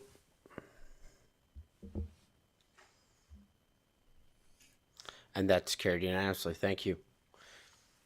With that, then we'll move to item 10.7.2, which is the 2026 operating capital final budget being presented by Mr. Kent Edney, our CAO, and Mr. Mark Shonkin, Senior Manager of Finance. Who am I turning this over to? Mr. Edney. Thank you, Mayor Dean. If we can just bring up the 3-slide one. Perfect. 5-slide one. So really the intent of this presentation now at this point is we've had a large number of budget discussions with council. Council's made some motions at previous meetings. This budget update is short. It's the accumulation of all of those different motions into this presentation. So all we're seeking from council at this point is to approve the 2026 budget as presented. Joss, if you could go to the next slide. So a couple key changes from last time. If you look at the property taxes in the 2026 updated budget column, you'll notice that is $32,085,320. There was a motion from council to add just over $2.9 million to the reserve fund at the last meeting that we held. So this needs to come from that property tax line item. It's a 10% change in the mill rate, 10% change across all property classes. So residential, commercial, non-residential, vacant acreages, etc. Everybody has received the same 10%. No changes underneath that. If we go to the second page, so that to reserve fund / capital project is now 7.926401. Originally that was 5 million. So that's where the capture of that extra 2.9 million is going. Again, this is to put money away, as Mayor Dean alluded to off the start of this meeting, for some of these big projects that we're starting to come up, and for asset replacement as we move forward. The 7.9 million comes from, we expect the debenture proceeds from the golf course purchase to be coming in here shortly. So that will be transferred back to the restricted reserves. And we talked about that at the last meeting. So this then leaves us with a balanced budget with no surplus or no deficit expected. So the only request at this point of council is to approve this operating budget as presented. There's a couple more slides, but I'll just stick with the operating budget for now, if that makes sense. We have one capital budget request. Okay, thank you. So just to confirm, because I have all of my questions are related to the capital budget. So right now we're only talking operating budget. Mr. Edney. We can talk capital if you'd like to, and do both kind of congruently, but yes, this right now is just the operating budget. I think we're okay to keep them separate, because I think it's important for us to, for everybody, that there is a distinction between the two, our operating and our capital. So let's go with the first suggestion of only talking about the operating budget. Councillor Sambo. Thank you, Your Worship. This is about the operating budget, but it relates to capital, as it often does. I don't, through you to Mr. Edney, I don't believe that council has discussed that motion that we had previously made to put more into the budget. I don't believe we discussed where we wanted that to go. So I see in here there's the reserve fund capital project, but I I wonder if there is that discussion of, is that going into replacement and repair fund? Is that going into a tax stabilization account? Is that going into a project account? How would we like to address that? Because I have a level of discomfort with just putting it into the bucket for anything later. And I think we should discuss what we'd like to do with it. Mr. Edney?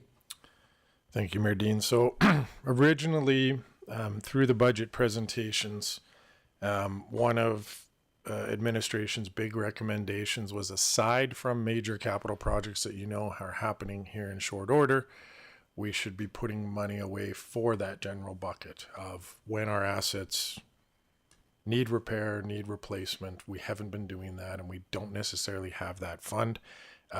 It is worded this way to the restricted surplus. One of the projects that I'll be working on shortly is a review of our restricted accounts policy. They don't make a lot of sense for what the needs of the city are going forward. So our intent would be to move that money into the general municipal stabilization fund, come back to council with an updated reserve account policy, and look at that point allocating what is in there into specific types of accounts for specific things. So my intention or my understanding of this particular movement was simply to start that process of putting money away for future asset repairs and replacements, like Calgary saw, roofs, buildings, water. Well, this wouldn't be water. We need to deal with that separately under the utility. But if you'd like to make motions to put it somewhere, we can find a spot that works until we get that policy revised. Even if you made a motion of what the intent was for it, we can then put it in that particular policy or reserve account when we get to that next step. Councillor Sambo? Thank you, Your Worship. To that, I'm not convinced that there would be 100% agreement among all members of council that all of that should go into repair and replacement. As we know, even the amount that was moved is not the recommended amount for repair and replacement. So we're making some decisions around that. If there is a policy coming back, perhaps there's a motion in there to bring back that policy with recommendations for how to allocate that, just so it's captured. Mr. Edney? Yeah, I think the discussion would be, what does council want to do with this? I'd have that discussion first. If there's a particular place you'd like to see that money go to, then we can see where it fits in the policy. See, I'm the other way. I'd want to see us bring back the policy first and then have that holistic debate around that. I like your original idea. Let's bring back the policy, see what that looks like, and then so have it in the general for now, because then we, under that policy, could move things around. Is that not also what we could do? Yes, that's what my recommendation is. It ends up in the municipal stabilization fund, which is where we put all of the reserves. Anything that goes into reserves right now sits in that account. So I think what Councillor Sambo was getting at is, why wouldn't, you've just said that that's coming back. Great. Then why don't we just make a motion saying to do what you're already doing, and then it's on the record as part of the budget that that's happening. I think that that's what Councillor Sambo was getting at. Yes. Mr. Edney? Yes, that works. I would appreciate if we don't timestamp that, only because I'm going to be shorthanded in the finance department here soon. So fair, but we should probably timestamp it before the end of September, before we do our 2027. Yes. So I'm thinking end of October, if you could. Yeah, because then it would fall within then the 2027 budget as well, and then we would know what we need to do based on the two budgets coming together. So I think we could timestamp it for end of October for those reasons, because no matter how many hands are at work, either way, we still have to do a budget in the fall. Councillor Warzanowski. Thank you, Mayor. No, I hear what Councillor Sandbo is saying. We can't just let it sit in some slush fund, called the restricted reserve. I think it'd also be hasty of us to make the decision now. This is a lot of money, and we need to decide as a council. I'd be okay with not time stamping it, because council at any time, if we know we needed to spend this money, we can bring a special motion forward to spend some of that money while we await this policy and the redirection of those funds and how they are eligible and their eligibility. So I think it would make sense for us to make a motion to direct administration to do such that. Okay, thank you. Councillor Schindler? Yeah, I kind of want to stay on this topic, so I will hold my comment till after this topic. Okay.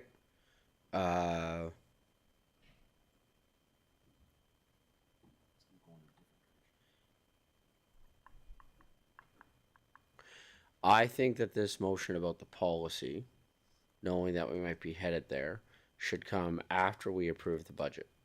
Because we haven't approved the budget. I'm just sequencing things in my head here. So I would suggest we continue the conversations about the budget. I'll make a quick note for myself to remember to do that policy motion so I don't forget like I did last time. And then make sure that we bring back that policy motion, and I would suggest after, after we do the approval of the budget.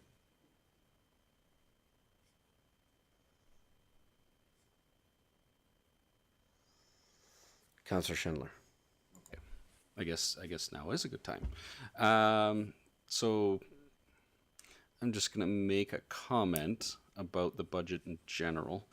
So going through this, the final operating budget and seeing, juxtaposing it with the strategic plan and our recent motions and our recent workshops and things like that, I've noticed that we're not quite there for some of the things that we would like to do. Maybe not necessarily a need, but certainly a want of the community. In essence, I'm talking about transit and the future recreation savings for the new rec center, and many of the other projects that we have going on. So while there was a small increase proposed for our tax rate bylaw, I'm not sure that meets those needs. So I'm curious what council thinks going forward as we approve this and then set our tax rate bylaw next week or next meeting. Do you think we're confident, or are we confident that we can meet those needs going forward?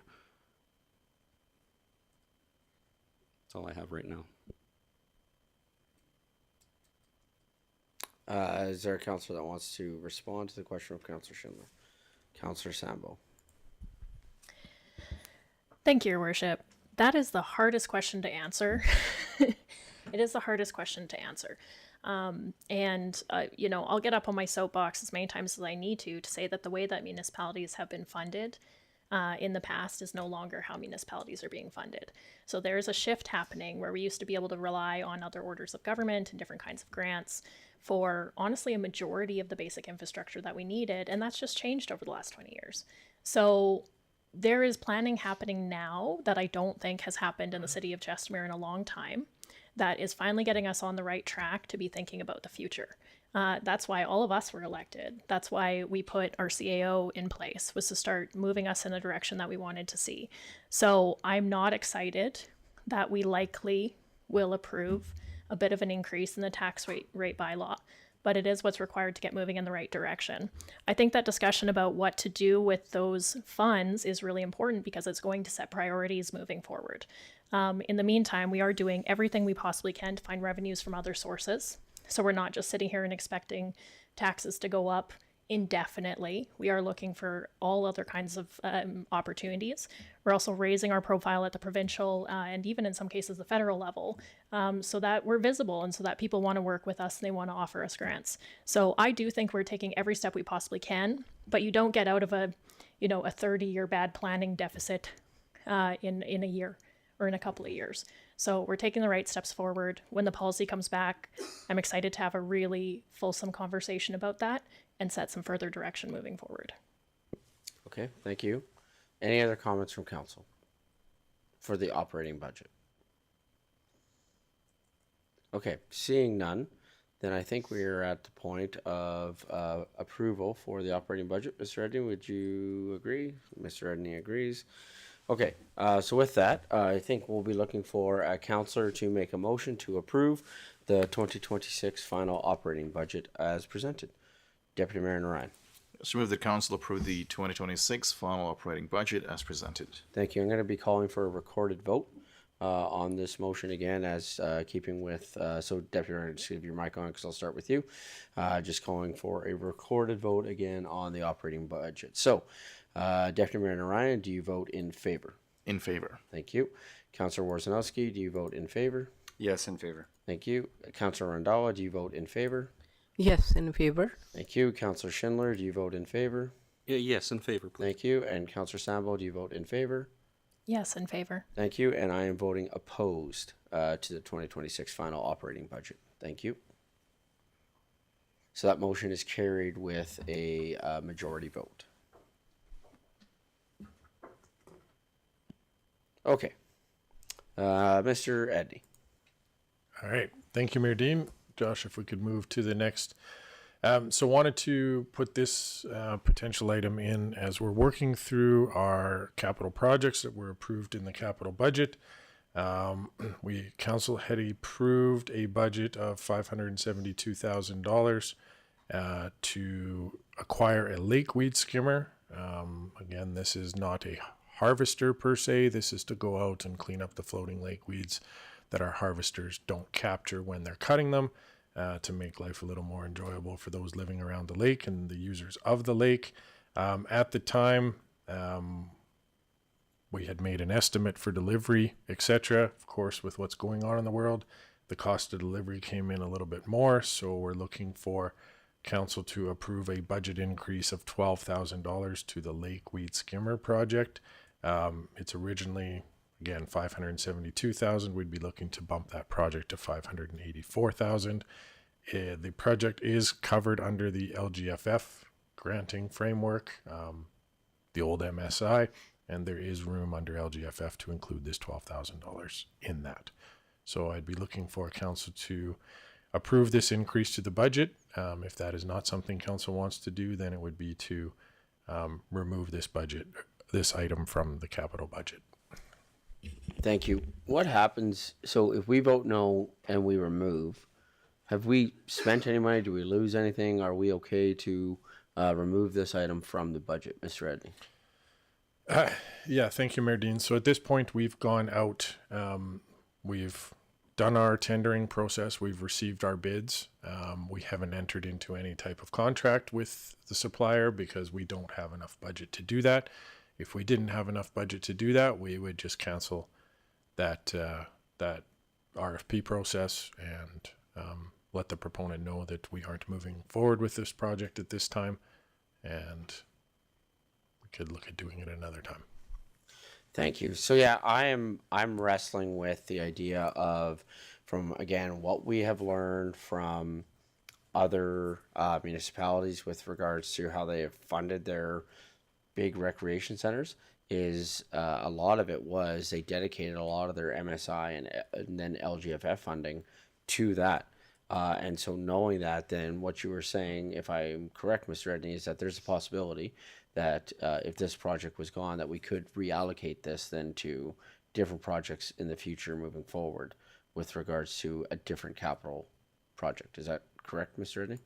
Yes, Mayor Dean, that's correct. I think one thing that's important to understand is how the city of Chestermere has financed our capital projects. So to some of the discussion around the operating budget, historically, we have not funded capital projects through a transfer to the reserve account in the operating budget. So grants such as MSI and the old CCBF have been our sole source over the past few years of funding any capital projects. So it's kind of a 6 of one, half dozen of the other scenario here, where we have used all of our LGFF up to fund all of our capital projects because we have not had a separate funding stream in the operating budget as most municipalities would have at that point. So, but to answer your question quickly, yes, if you don't approve this, it leaves $584,000 available to allocate to a different project.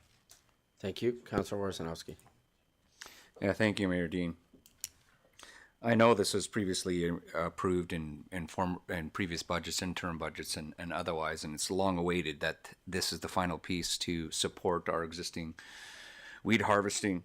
So my question to you, Mr. Edney, is, it says confirmed by the supplier quote. So I assume that while you've indicated that we haven't went into any type of contractual agreement, is there an opportunity to ask this supplier for their respective discounts? Because if it is related to duties, tariffs, otherwise delivery, certainly the way that the world market works is this is putting a strain on any exporter or importer, and negotiations are often in order.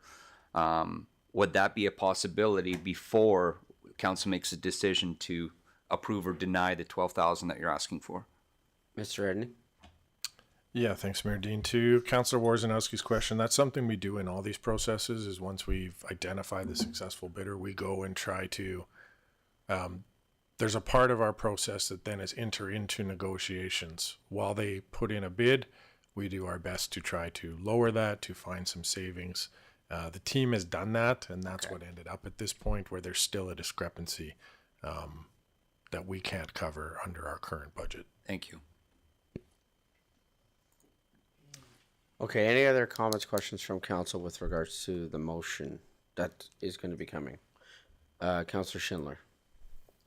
Just on this one, is this, sorry, I refreshed my memory through the chair to administration. Is this replacing Lake Weed Skimmer, or is this a service level increase? We don't have a weed skimmer right now. We currently do not have one? Skimmer? We had one. Mr. Edney? Thank you, Mayor Dean. To Councillor Schindler's question, no, we do not have a lake weed skimmer. This is an increase in service levels to provide something new towards our lake weed management program. I did just get we did discuss they aren't willing to discount. There aren't actually tariffs or duties included in this. It's just the cost is more than we had budgeted. Okay, thank you. Any other comments, questions from council with regards to this?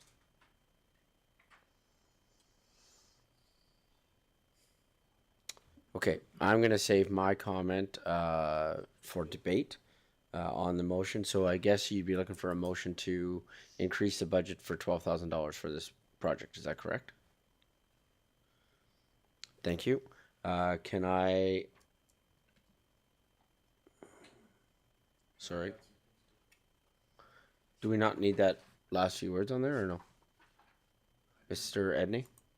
Thank you. I didn't see what was approved. I'd like the motion to read council approve an additional $12,000 for capital project 6723168. Actually, no, let's use the other number. Sorry. For capital project ME-004, aquatic lake weed skimmer, to the 2026 capital budget with funding to come from LGFF. Thank you. Can I have a councillor make the following motion, please? Councillor Warzanowski.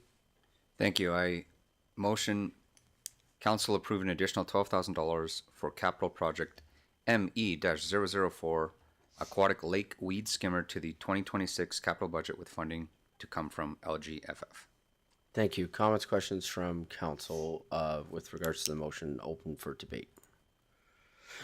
I'll start it off. I will not be supporting this motion for a couple of different reasons. One, I think that this is, while this is a need that we have, I think that there is so much that is going on with regards to lake weeds and the conversation that we are having currently with the Western Irrigation District and the collection of those weeds. And we have some other options that I think are being explored.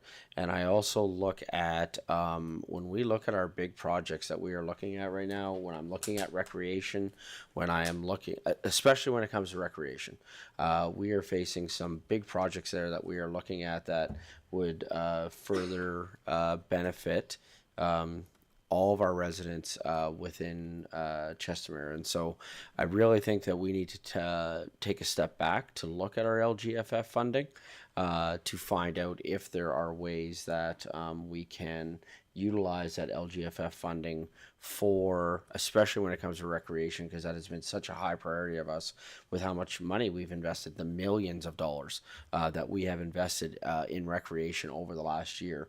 I would be wanting us to re-examine our use of LGFF funding and reconsider it for rec purposes. So for those reasons, while I do think that this is an important project, I currently am not in support of an increase of the $12,000. Councillor Warzanowski. Thank you, Mayor Dean. I will be voting in favor of this. It has been previously approved with the shortfall of $12,000. Costs do go up, whether they're tariff related or not. Inflation is a real thing. The majority of this council has been in attendance and heard the feedback from residents at various committees regarding the missing piece. This would be like building a house without its windows. And to me, it's not only a recreational importance, but it's a safety concern. We've had fatalities on the lake of people getting caught in their weeds, and yes, they may not be using all of the, there's other reasons why we've had fatalities and injuries on the lake, but lake weeds is a safety concern as well as a recreational concern for many users of the lake. So I will be voting in favor for this $12,000 shortfall. It's a drop in the bucket when it comes to the $572,000, and administration has just advised us that we have the budget for this $12K. Thank you. Thank you. Absolutely, we have the budget for it. It just means we're taking $12,000 away from a different project. Councillor Warzanowski. Thank you, Mayor Dean. In fact, it actually means we're taking $600,000 away from, and the lake weed skinner completely goes away because there's not enough budget to pay for it. So it's not just about the $12,000. It's about taking a level of service away from our residents. Thank you. Thank you. Councillor Sambo. Thank you, Your Worship. Through you to Mr. Edney. In considering this, I'm looking at the list of other approved capital projects. Are there any items that were previously approved with a funding source of LGFF or previously CCBF that we know of that maybe might not be going through? And in particular, I'm looking at the rental space architectural design. Is there any new capacity in that over what we saw at the end of last year? Mr. Redney. Yes, through to Councillor Sandbo, this is something we're working on right now, is an update of where we're at with all of these projects to identify any potential projects that maybe haven't started or we haven't spent any money on that we could reallocate. I'm intending to have a workshop with council in June or July to talk about all the funding requirements and sources for. We've talked about it through the capital budget. We've talked about our challenges of funding everything we want to do over the next few years. So this will be part of that discussion. I thought, where is that item on that capital? Is it on the first page? Page 170.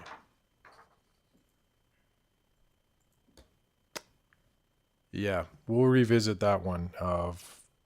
It's a carry forward project, but at this point we aren't moving forward with it. So that is something that frees up some capital in our LGFF funding. Councillor Schindler. Thank you, Mayor Dean. I have a concern that we are raising the service level by the purchase of this, and that includes a body and more funding to our operational budget through staff. and we did approve this, of course. And I'm wondering if there's other methods that we can employ, so through the chair to administration, that we can employ to be able to increase or fund the increase in service levels for our lakefront homeowners. Because I've heard, we had a meeting recently that with the Lakefront Homeowners Association that they are asking for more support when it comes to cleaning up of these weeds that flow onto their properties, or the cuttings that flow onto their properties, or the deadfall, as it were. So I'm wondering if there's another method that we can use to fund an increase in service for these homeowners without necessarily it costing the entire municipal or the entire city of Chestermere extra money. Mr. Edney? Yes, through you, Mayor Dean, to Councillor Schindler's question. Yes, there is an alternate mechanism, be a local improvement levy. So one of the criteria is, I'd have to get back to you with the exact numbers, but how that works is any group of residents can petition to have something done. I think it takes 2/3 of them to agree to do it.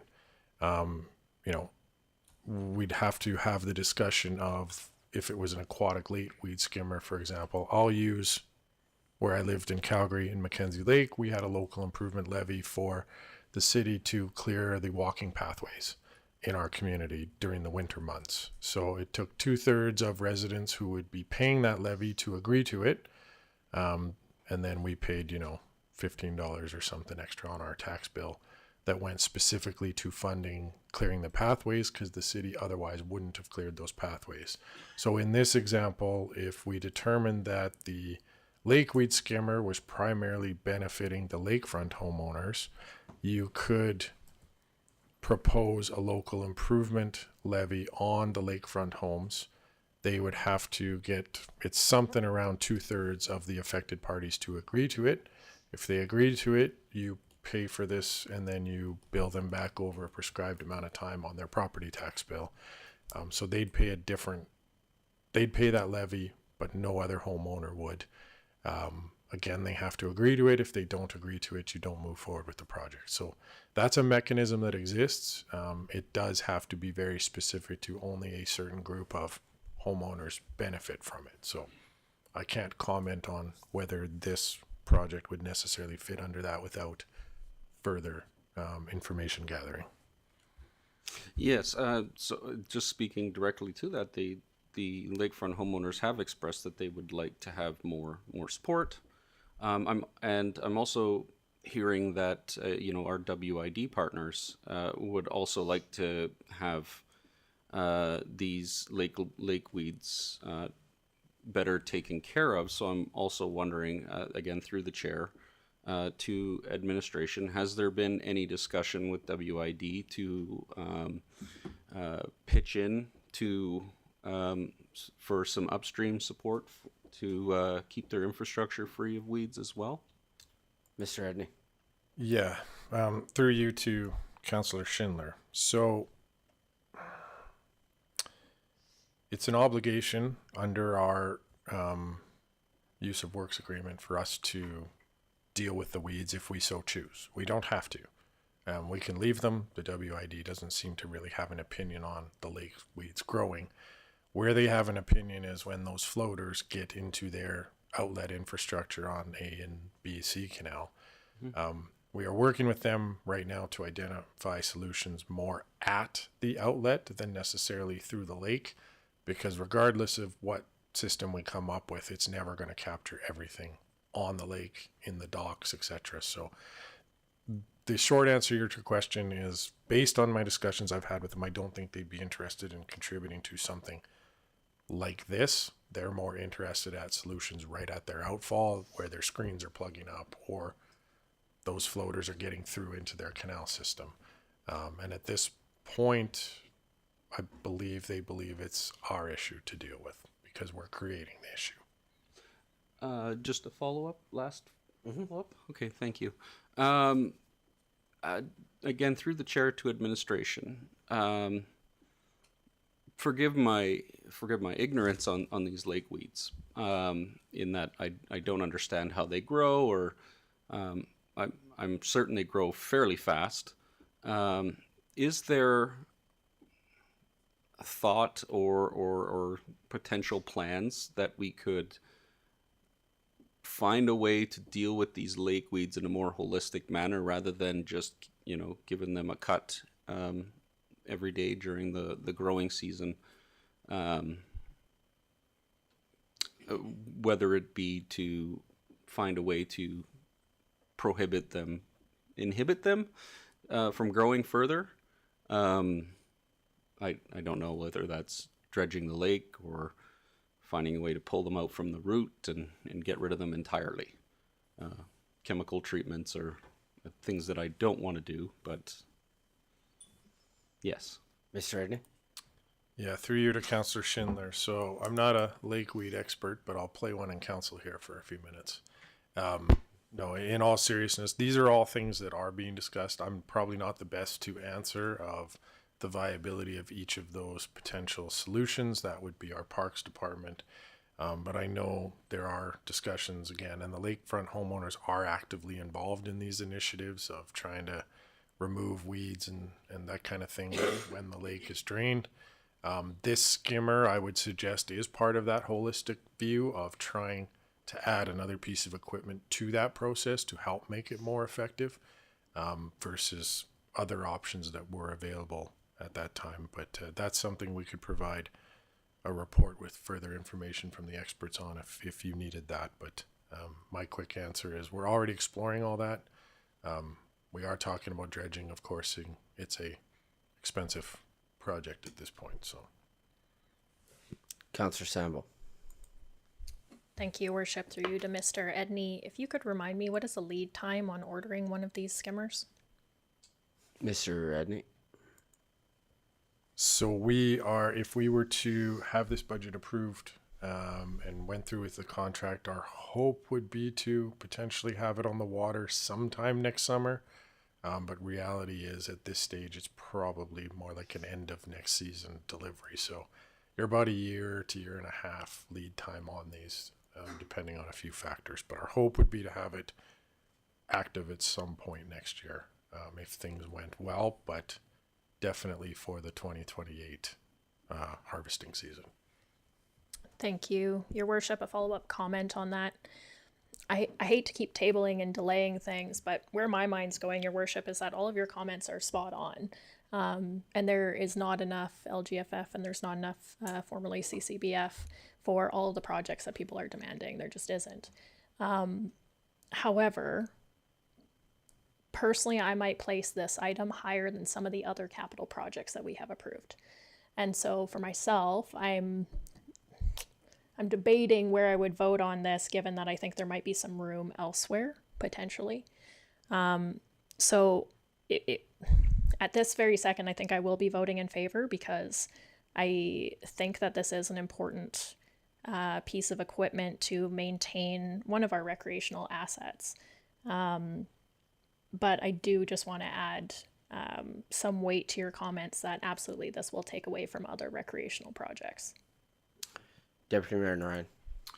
Thank you, Your Worship. Through to members of council. I will also be voting in favour of this. For me, it's a bit of a non-brainer here. The lake is probably or arguably the most important. Well, it's not really our asset, but it kind of is. And we've talked about lake health. We've talked about the importance of the lake. In terms of people bringing people together and also recreation. So I will be voting in favour. I'm also not in favour of downloading the cost to the lakefront owners. The lake is open for use for anyone in the community, and the lakefront owners are not the only one that will be benefiting from this.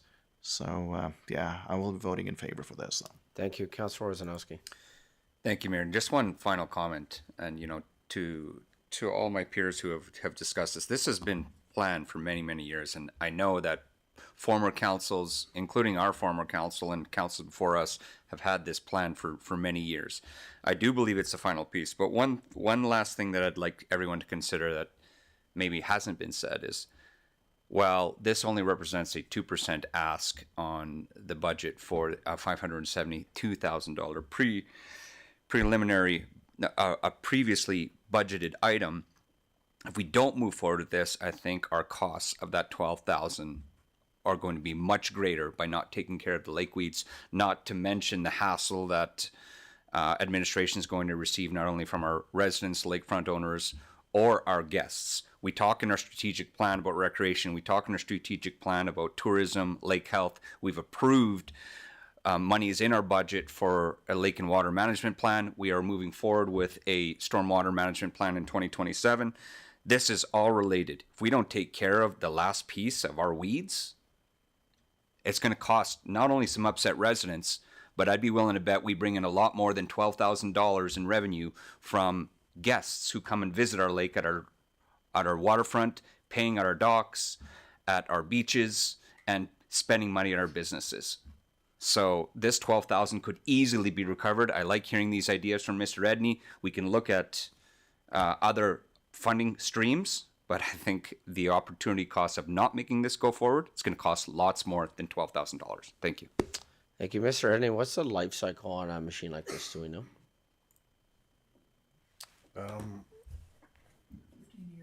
Yeah, thank you, Mayor Dean. I'm not sure off the top of my head. When I look at our sort of ones that are out there, I think they're about 20 years old that we started starting to have to replace these. So I'd comfortably say somewhere in that 15 to 20 year. 20 year, but I'd have to get a more detailed answer from the parks crew if that's what you were looking for. But they are a longer term item for a machine. Great, thank you. Any other comments or questions from council? Councillor Randhawa. Thank you, Your Worship. I heard from your comment and my fellow councillors as well. I will voting in favor. The reason is that we already approved, and I don't want to step down for $12,000 because in the future it might cost, because everything is expensive. Look, we approved last year and now it's costing us $12,000, but in the future it might cost us way more. And that is the reason I just want to vote in favor. Yes, your comments in the beginning, I thought about that one too, but we always have that rec center. Since we got elected or before that, we know we need to build that one, but this is already approved, so I don't want to step down to approved. And that's the reason I just want to vote in favor. Thank you. Any other comments, questions from council? So council, I got what I wanted out of this discussion, so thank you. I'm actually voting in favor of this project. What I wanted us to do is let's have a sobering second thought when it comes to our LGFF funding. I think one of the things that we have done is we've gone LGFF and we have gone, oh, okay, it's coming from LGFF, okay. And what we haven't done is taken a step back and how much of our LGFF can we start to put towards bigger projects. This is what we've learned. I agree, and I want to thank everybody for their comments. It's what I appreciate about this council, and what I wanted out of this conversation was that sobering second thought. This is what hasn't been mentioned enough, in my opinion, is this is actually in support of our recreation plan, because the utilization of the lake, and WID affectionately calls Reservoir 1, is a major part of our recreation. And I think that one of the stories that we need to tell within that is how it is a part of our recreation. And so I would also not support a local improvement tax for a project like this. I would support it if it was something specific, say along the shorelines or things like that, because I do think that this is a piece. I would like us to re-explore the conversation with WID, even though with this approval, why would they support something that's already been approved? But with the argument of this is one of the things that's going to cut down on those weeds that are going to your area is something that I think that we should be exploring.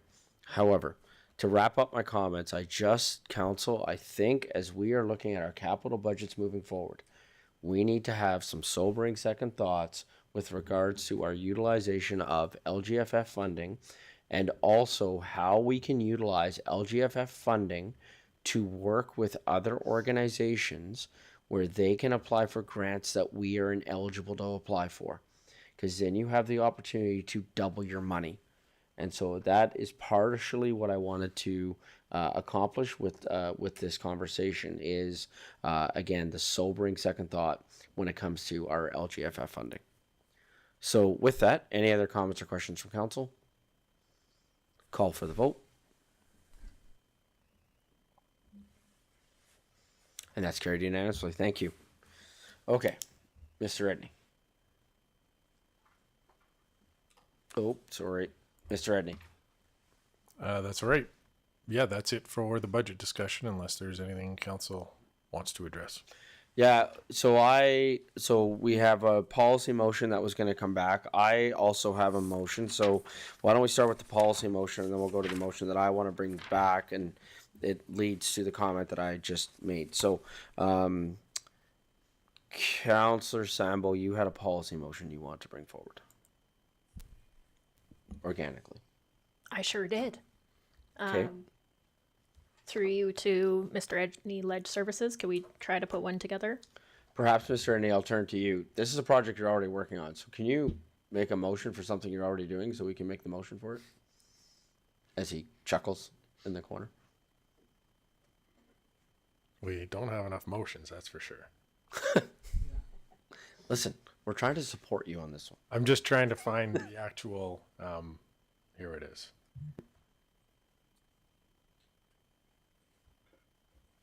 So, council direct administration to review and make appropriate changes to policy 447, restricted surplus account. Let me just make sure.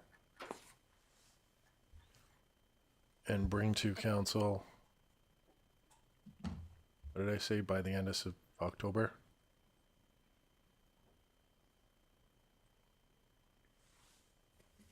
Thank you. Councillor Sambo, would this meet what you were looking for, Councillor Sambo? Yes, thank you, Your Worship. Could we add something in there, maybe at the end, something to the effect of including recommendations of how to allocate 2026 funds, something to that effect? I want to capture that piece of what is the money being used for? I want to be able to refer back to that when I'm speaking with residents. Mr. Edney? Yeah, I think you could do that. To review and make... No, leave everything. Yeah, leave that. Let's go back up to council direct administration to review and make recommendations.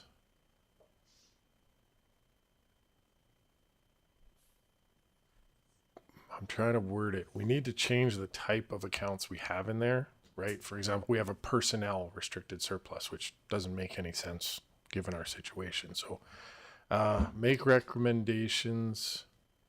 For appropriate changes to policy 447, for appropriate changes. Yes. To anything after the word account. Put including. Including. Yeah, allocation of existing funds in the accounts. That works for me. Okay. Councillor Sambo, do you want to make the following motion? Yes, sir. I move that council direct administration to review and make recommendations for appropriate changes to policy number 447, restricted surplus account, including allocation of existing funds in the accounts, and bring to council by the end of October 2026. Comments, questions from council? Councilor Wojciechowski. Thank you, Mayor Dean. The only clarification that I want to, through the chair to you, Mr. Edney, is that with this, Mr. Edney, this will also include your recommendation to put it in the improvement fund or otherwise? Mr. Edney. For October?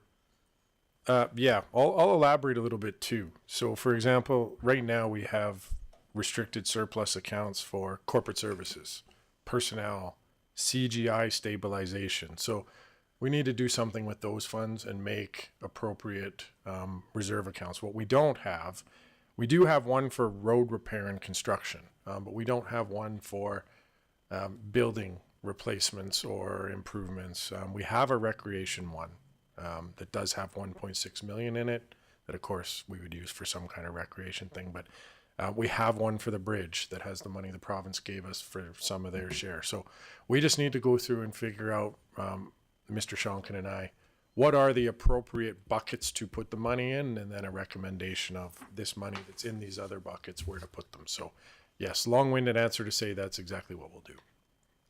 Okay, thank you. Any other comments or questions from council with regards to the motion? Call for the vote. That's carried unanimously. Thank you. I would also like to make a motion that council direct administration to bring back a report to council outlining all planned capital projects that will be utilizing LGFF funding in the next 5 years.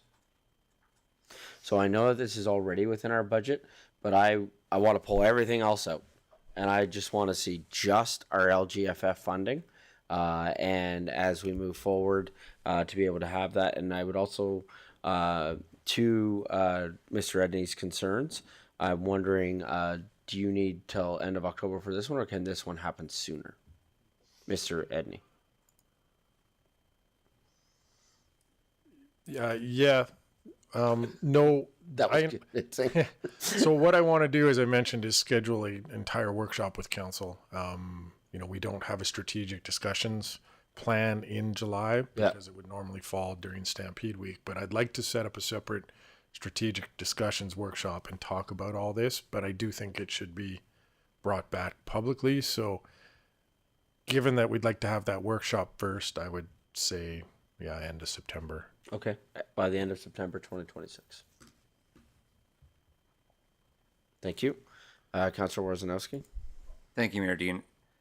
Just before that, I'd be glad to present this motion, but before that, I just want to give some feedback that I think this budget exercise that we've just approved has proven to us that going through the necessary work was really important in approving this budget. And what I know I've learned from this is that our interim budget is almost more important than the capital budget. So by the time we get to our final capital budget, that money's already been spoken for. And changing your interim budget into a final budget is very challenging for any municipality to do in spring. So I'm glad to see this motion come forward. I'm glad to see the motion that Councillor Sandbo just presented before us. And this is all good timing by the time we get to the end of the year, whenever we approve our interim budget. And I'm hopeful as a councillor, on behalf of our residents, that when we get to our final budget in 2027, that it's merely a rubber stamp. So thank you for all the hard work. This has been a learning experience for me. I know I'm relatively a new councillor, but I'm be glad to present this motion with that in mind. Mr. Edney. Stop pushing buttons. Do this first, and then I have a... Okay. Councilor Worzanowski. Thank you. I motion council direct administration to bring back a report to council outlining all planned capital projects that will be utilizing LGFF funding in the next 5 years by the end of September 2026. Comments, questions from council. Councilor Sambo. Thank you, Your Worship. Question for you, actually. Did you want to include CCBF in this as well, or just LGFF? And just wondering your thoughts before suggesting that friendly.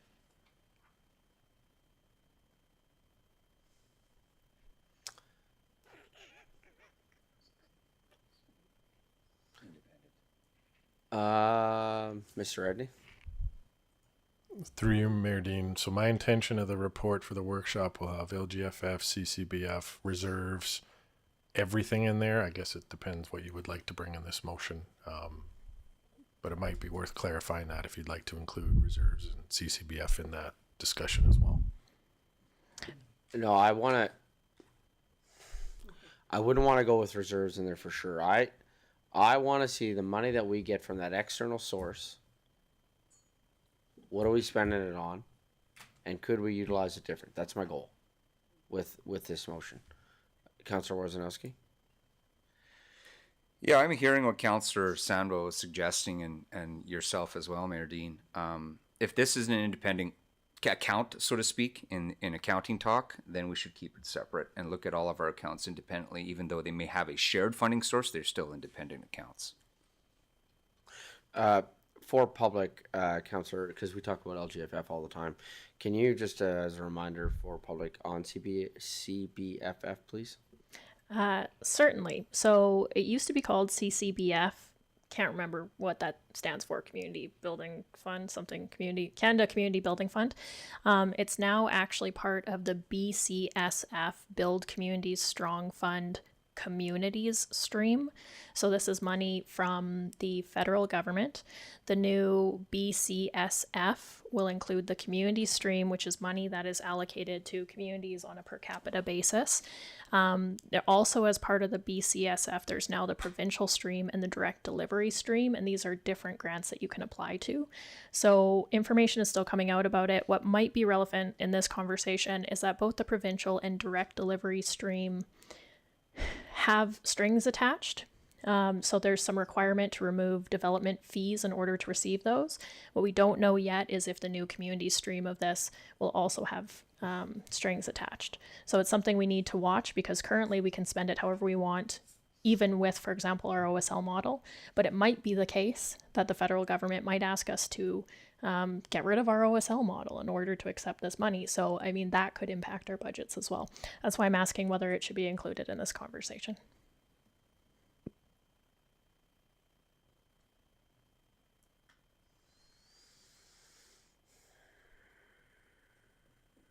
So for me, I think I would include BCSF, but I would not include reserves. Because that's what I'm getting at, is that external funding piece. Councillor Warzowski, are you good with that? Councillor Warzowski? I'm good with it. But whether this motion is approved or not, it sounds like administration is going to bring all this information to us anyway.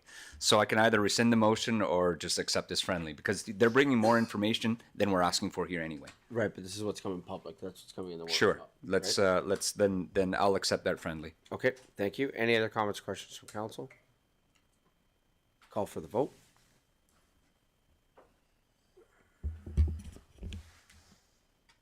And that's carried unanimously. Thank you. Mr. Edney, is there anything else related to the budget that council needs to deal with today? Mr. Edney.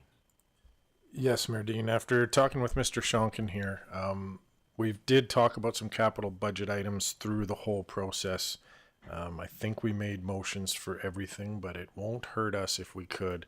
We could make a motion to approve the final capital budget as presented, just to make sure we've covered our bases on everything we discussed, similar to the operating budget. So basically what we're doing is we're approving what we've already done, but just captured in one. Correct. One of the big keys would be on page 137 of your agenda package. Of course, we talked about the fire hall lockbox system. We talked about the leased equipment the golf course is going to buy. It's included in their payback to us. It's essentially us loaning them that money to do that while they pay us back through their operating revenues. But we can't recall making a direct motion for that particular item. So this motion will cover those discussions. Okay, thank you. In here, as well as just also identifying to make sure we understand that there are $23.59 million of projects from last year that are still carrying forward into 2026, with money being spent in 2026, even though the money's set aside and allocated last year. It's just a good process to make sure council has acknowledged that there is that amount of spending happening this year that was previously approved. Okay, thank you. Can I have a councillor make the motion then, please? Councillor Randawa. Thank you, Your Worship. I move that the council approve the 2026 financial capital project as amended. Sorry, capital budget, not project. Thank you, Councillor Randawa. Can I get you to restate the motion, please? I move that the council approve the 2026 final capital budget as amended. Thank you. Comments, questions from council? Councillor Sambo? Thank you, Your Worship. You know, I wish we had an opportunity to go through the capital projects again and know what had yet to be spent before doing this. I understand why it needs to happen. I don't see a way around that, but so much information has come out about funding and our budgets and our needs since this was thoroughly evaluated. Is there any other way to do this that would give us an opportunity to look at that? Well, there is. Mr. Edney? So thanks. I got a bit of a long answer here. So this is really related just to the stuff on that particular item. You've already approved everything else. What I've heard today from council is Mark and I are already working on it. We're going to get that full list of everything that's been approved by council, and things that haven't started or money hasn't been spent or contracts haven't been awarded. We'll bring that back and we can have a fulsome discussion. I think something that's important in here, and I'm trying to do this in an apolitical way, is, you know, if you remember, I think we proposed somewhere in the neighborhood of $31 million of capital projects for 2026 that council whittled down to just over 14 million. This has been a comprehensive exercise in the capital budget to move things out. These aren't nice to haves. I don't think anything in the capital budget is a nice to have. They've been essential things. And while it's an important conversation to say, hey, we could use our LGFF for something else, there needs to be a funding source to pay for these. So it's important to understand that while we could reallocate LGFF, there needs to be money from somewhere to pay for all the other capital projects that we do that don't fall under LGFF or BSCF/CCBF/gas tax, whatever we want to call that funding stream. So this is really just to capture those couple of items that weren't already directly approved in the capital budget in December. Could you have that report that you're talking about in terms of here's all the ones, like everything you just said, not including the two motions that we just made? I mean, literally what you just said in the first couple sentences there. Would it be possible to bring that back to the May 26th council meeting and approve the final capital budget at the May 26th meeting to address what Councillor Sambo was getting at? Mr. Edney? Because it wouldn't stop anything because it's already approved. So it wouldn't stop anything that you're doing. Yes, but I'd be adverse to just coming back and looking at the title of a project. And like, I guess I'm trying to understand what would be the intent of it. Would the intent to be to go through the projects and decide whether council still wants to support those? If that's the case, I'd suggest we have a larger time allocation to have managers in to be able to re-explain, similar to the interim budget, what those projects are, why they're needed, why they're important, in council strategic priorities or important into the operations of the organization, before we just sort of said, well, hey, we haven't spent money on those yet. Let's take them out of the budget and put that LGFF aside. So the answer is yes, but I think from a practice perspective, I guess my question would be, what would be the intent of doing that?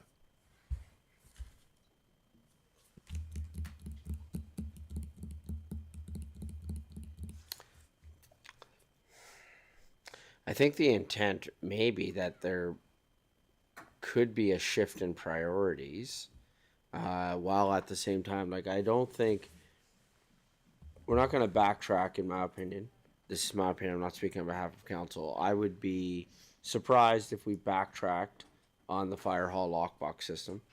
And I would be surprised if we backtracked on the golf course improvements, because for a few different reasons. One, on the fire hall lockbox system, that has to be done because the system that they're using now is essentially out of date.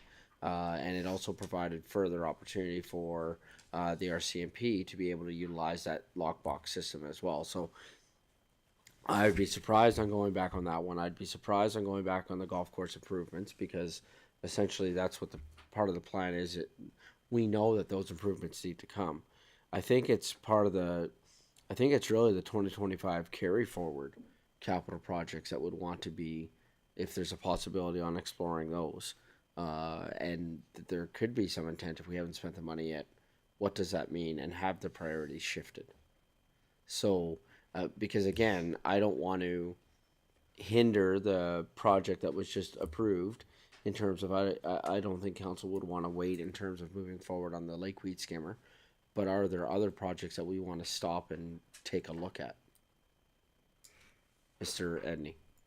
Yeah, thank you, Mayor Dean, for that clarification. So could I suggest you do this because it captures those two particular projects you just discussed? Yeah. I'd make a separate motion, if council desires, to say council directs administration to, I'm trying to think of a nice way to say, not begin any capital projects that aren't already in progress or money spent to them until a review is had with council. And so that then puts a stop to everything that hasn't been started or money hasn't been spent. Come back and take a look at it before proceeding at this point. You could also throw a nuance in there of there may be money that's spent on something, but there is still an opportunity to not spend the rest of the money. I'm not sure, again, how detailed in that council would like to get.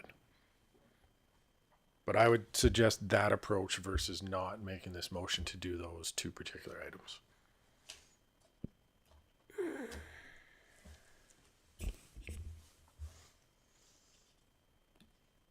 Can we complicate it and make it one motion? So in other words, could we approve the 2026 capital budget with the following provisions and then list the things that you just said?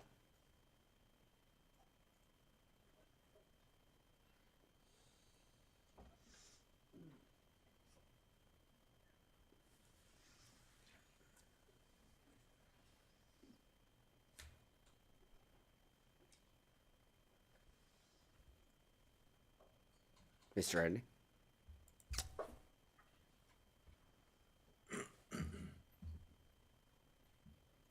Yeah, I think if I can take a shot at this, as amended with the following provision. Hold on. If we're going to do that, then Councillor Randhawa should make a motion to rescind her motion. Let's all vote on that, rescind it, then do it different. Because this is a material change to the motion. Oh, sorry, I didn't realize she had made the motion. My apologies. So we've made the motion. We should rescind this and do something different. Yes, these aren't friendly amendments. These are not friendly amendments. So my suggestion would be, based on all the commentary that we have, my suggestion would be Councilor Randhawa make a motion to rescind her motion. We take our lunch break, give administration the opportunity during the recess to come up with that motion, and then we do that right when we come back from lunch, would be my suggestion. Councilor Randhawa, are you good with making the motion to rescind?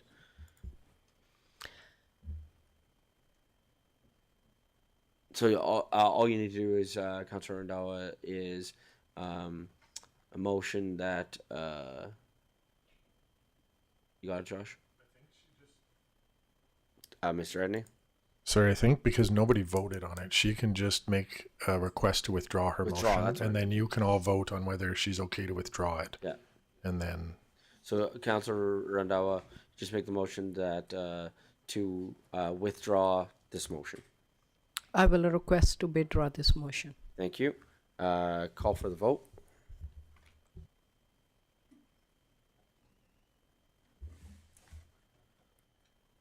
That's carried unanimously. So thank you. So with Mr. Edney. Thank you. I just want to clarify too procedurally, because that's a withdrawn motion, it won't be recorded in the minutes. Correct. Just for ledge services. Yeah. So with that, I'm going to suggest we take our break. We'll come back at 1 o'clock. We have a presentation, and then that'll give administration opportunity to work on that motion as to what we're looking for with the commentary that's been made. Thank you. So with that, we'll take our lunch break and we'll return at 1 p.m. Thanks, everyone.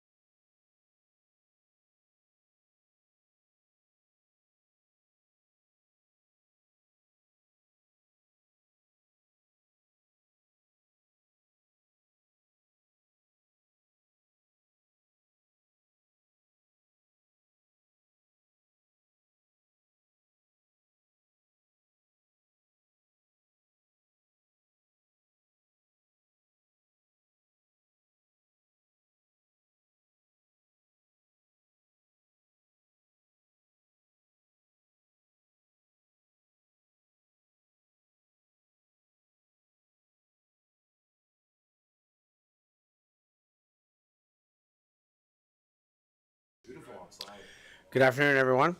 Just coming back from our lunch break here and now continuing on with our meeting. Before we go to our next item on the bylaw, we just had a couple of things to finish off here related to the budget. So I believe that we have a motion that was coming forward that administration was going to be working on the break. And so this is the wording that has been come up with here. So Mr. Edney, I'm wondering if you could just speak quickly to the wording that's within this motion, and then we'll turn to council to see if there's anything else they want to have added as provisions for this, and then we can proceed. So, Mr. Edney. Yeah, thank you, Mayor Dean. Welcome back from lunch. Through you to council. The intent of this motion is just to follow up on our discussion before lunch. This is to approve a couple of those projects that had already.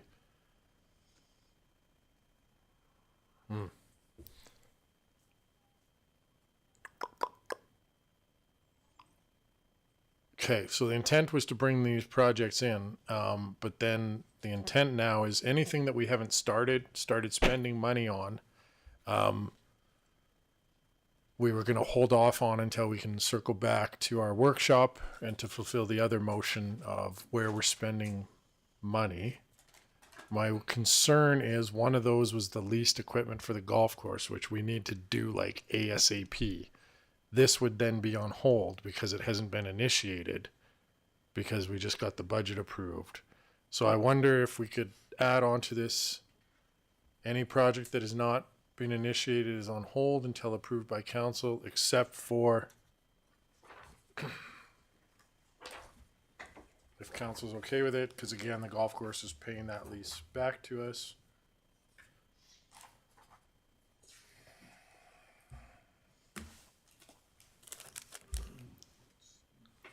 We just called it, yeah, what project number? Okay. With the exception of the golf course leased equipment. If council's okay with that. I'm okay with it. I don't know if this needs to be in the motion or not, but what I would like to see, though, for transparency for everybody, is when these reports come back and when we're having that workshop, the date as to when the projects were initiated. Right, so we're saying on any project that has not been initiated, great. That means we have initiated some projects, good. So that when we see the report, when did that project get initiated? Does that make sense? I don't know if that needs to be within the I don't think that needs to be within the motion, but would be a footnote I would like administration to make note of. Mr. Edney? Well, yeah, thank you, Mayor Dean. The irony of this motion is last year, administration took a long time to start executing on any of our projects, and my direction to staff this year was the second council approve something, initiate it, and get going on it so that we can get things accomplished. So at this stage, my cursory look is there's not a lot of projects that are actually going to fall into this particular item because we have been proactively working on everything. So we'll do our best to put something like either when was it awarded or when did work start or something like that in that report for you. Perfect. Okay, thank you. Council, just with wording, so not debating the motion as of yet, is there anything else with regards to wording that you would like to comment on with regards to the motion? Okay, seeing none. Do I have a councillor that would like to make the following motion, please? Councillor Sambo. Thank you, Your Worship. I move that Council approve the 2026 final capital budget as amended with the following provision.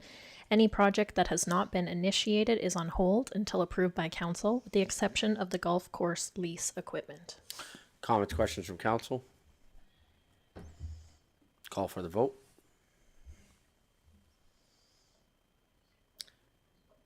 And that's carried by a majority vote. Thank you. Okay, is there any other items that need to be addressed with regards to the budget? Nope, so that finishes off 10.7.2. So now we are going to go back to the item that was starting at 1 o'clock, which is Bylaw 012-26, being the Community Standards Bylaw, first reading, being presented by Mr. Blair Zincan, Community Peace Officer 3. Good afternoon. Good afternoon, Mayor and Council. Blair Zinkin, Municipal Enforcement, Community Peace Officer. Back before you today just to, with respect to the Community Standards Bylaw number 012-26. Recommendations to Council is that Council proceed with first and second reading of the bylaw, and if you so choose, give leave for third reading and third and final reading. Just as a quick reminder for everybody, at the March 17th, 2026 GAP meeting, we came forward with the revised Community Standards Bylaw that was requested by Council out of the December regular meeting of Council, where it was discussed some revisions that wanted to go into this bylaw. Just as a quick reminder, the revisions that were added were a definition of obstruction, enhancement to enforcement provisions for fireworks, and some sundry corrections to errors found within the current bylaw 003-25, being our current community standards bylaw.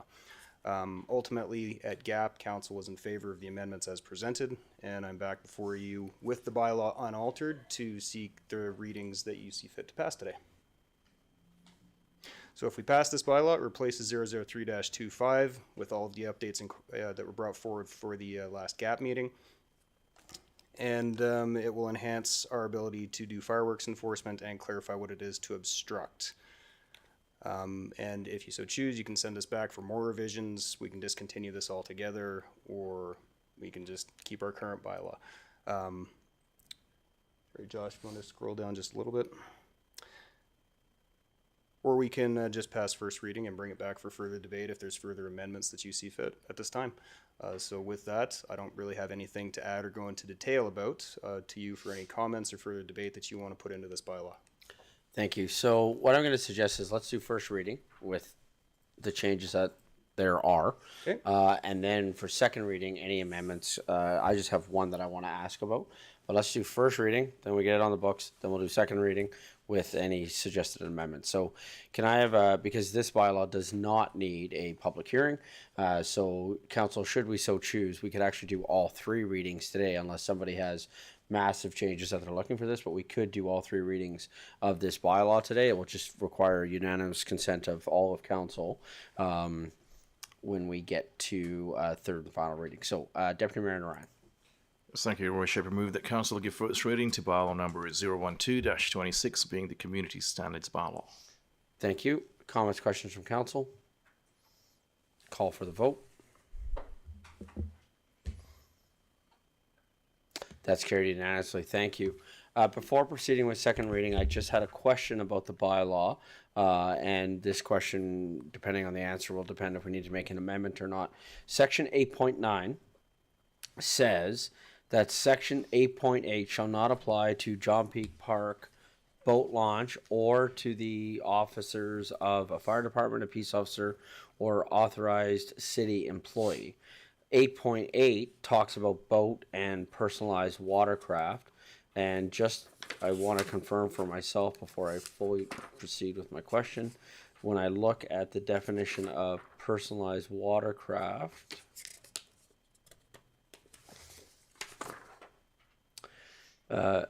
means motorized, normally ridden by, so this is because, so these are only motorized ones, is that correct? So That's correct. So the boat and the personalized watercraft. So the reason I was coming back with this is at Sunset Beach we see people that launch, if you will, their paddle boards or any kind of like their inflatables and stuff like that.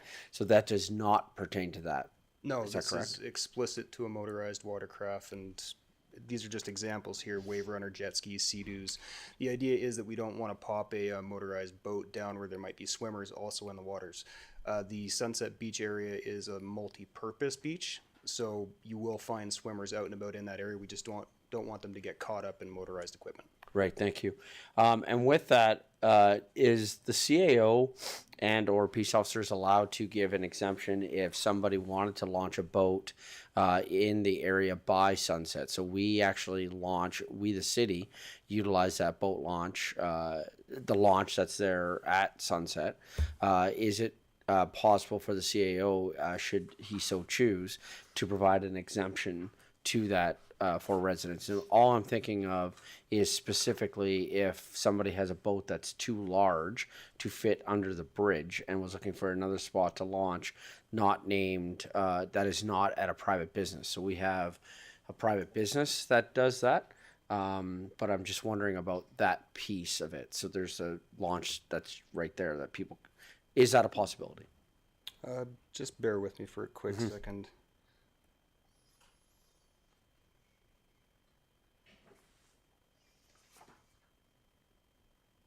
I don't believe anything like that is codified within the bylaw. However, the CAO, being the chief bylaw enforcement officer per the CAO bylaw, can in essence grant whatever exemption he so chooses.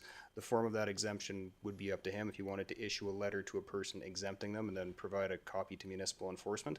I don't see a reason why he couldn't, but there is nothing codified in here explicitly granting him that exemption. Mr. Edney, should there be? Because where that comes from is I know there are some other bylaws that we are reviewing that we may perhaps want to give our CAO a few more latitudes to be able to do some things. And so I'm just thinking about that issue only because I know that this has happened, right? That we have done this in the past. And so I'm just wondering, because to be clear, the bylaw does not apply to launching boats at a private business. So we have a couple spots. So for example, the yacht club launches boats, bylaw doesn't apply to there. Over at the landing, they launch boats, bylaw doesn't apply to there because they're private businesses. What I'm thinking about this though is I do know that people have reached out with requests to do this, and I'm wondering if that needs to be captured in the bylaw at all. Just Mr. Edney. I suppose, if I may, to your worship, there is also another boat launch that is currently closed, available to the city at Anniversary Park for access to the south side of the lake. On a case-by-case basis, the CAO could authorize the ability to use that boat launch in conjunction with officers to provide traffic support operations. That might be a better option, if I may, than allowing motorized watercraft at Sunset Beach. Am I mixing up the two parks? I'm mixing up the two parks. No. There's launch. There is a single boat launch available at Anniversary Park. It's been closed since my time here. I don't know why. Oh, okay. But it is a single ramp that will allow access to the lake. Okay, yeah, sorry. I was having a Tuesday morning moment there, Councilor Randhawa, even though it's Tuesday afternoon. I haven't started this coffee yet. Is what's happened there. To your worship, okay. I would hazard a guess that it's not the easiest boat launch to use, but with the right traffic support in place for it, it wouldn't be that difficult to get a launch in there. And if you wanted to launch a larger boat, you could do it there. It's already set up for it. It's paved. I think the other one would be easier to access. I'm just wondering if this needs to be in the bylaw at all. Mr. Edney. Yeah, thank you, Mayor Dean. I think I have a suggestion that keeps it simple, and then we can talk about logistics of particular places if it comes up. If you just amended 8.8 to say no person shall launch a boat or personalized watercraft from an open space unless granted an exemption by the CAO or Chief Administrative Officer or whatever we define me in here as. Yeah. You could do that. And then, does that work? Then we can talk about where and how and when and all that kind of stuff. But yeah, all that's you. It gives a provision that they could if they want to ask for it. Council, I'd like to see that, because I just think that there should be, we've just seen some issues that have come up. We know that there are some exemptions. We know that there are things that people apply for. And we've seen the lake utilized in some unique ways for weddings and things like that. And we get some unique requests. We've had 2 unique requests come for things like a horse and carriage ride, like throughout the city, that the CAO is able to approve that. I would like to see us grant this authority to the CAO for requests like that, so that it doesn't have to come to council. He can communicate through his city director to the CPOs, and away we go. Councillor Sambo. Thank you, Your Worship. I don't see any harm with doing that, but I'm curious. I assume this is not then a new revenue stream or something for the city. It's not something that would be a regular thing that we would do. It's just in case there was a special circumstance. That would be my thought. I'm not saying we would do this on any sort of regular basis.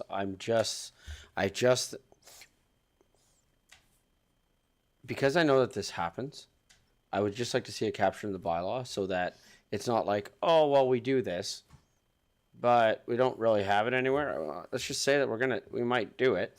And then within that, I would say that with that exemption, as as they create the regulation with that, I would suggest that they have to pay the same fee as what you would pay at our boat launch to launch our. But I do not see this being carried out on a regular basis in any way, shape, or form. Councillor Worzanowski. Sorry. Thank you, Mayor Dean. I share my commentary with you. We just do have to be careful that we don't have people lining up to get exemptions to go use these city-owned launches. There's 2 of them. Well, 3 actually. 1 is public and 2 are not. And because that may happen. I know I'm a user and I don't like launching at the public launch because I can't get under the bridge very easily. So I use a private launch.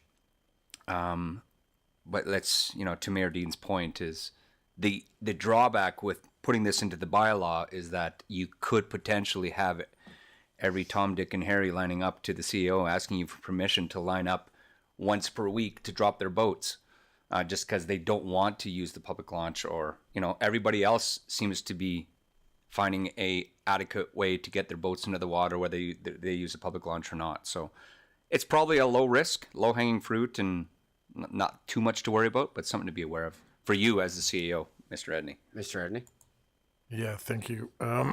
Through to both those comments, I think in my head when I was thinking of this, I was assuming it's a lakefront homeowner who wants to put their bigger boat in the water and then have it on their boat lift for the entire season, and that would be my exemption. I couldn't see us ever doing more than a one-off at the start of the year and the end of the year.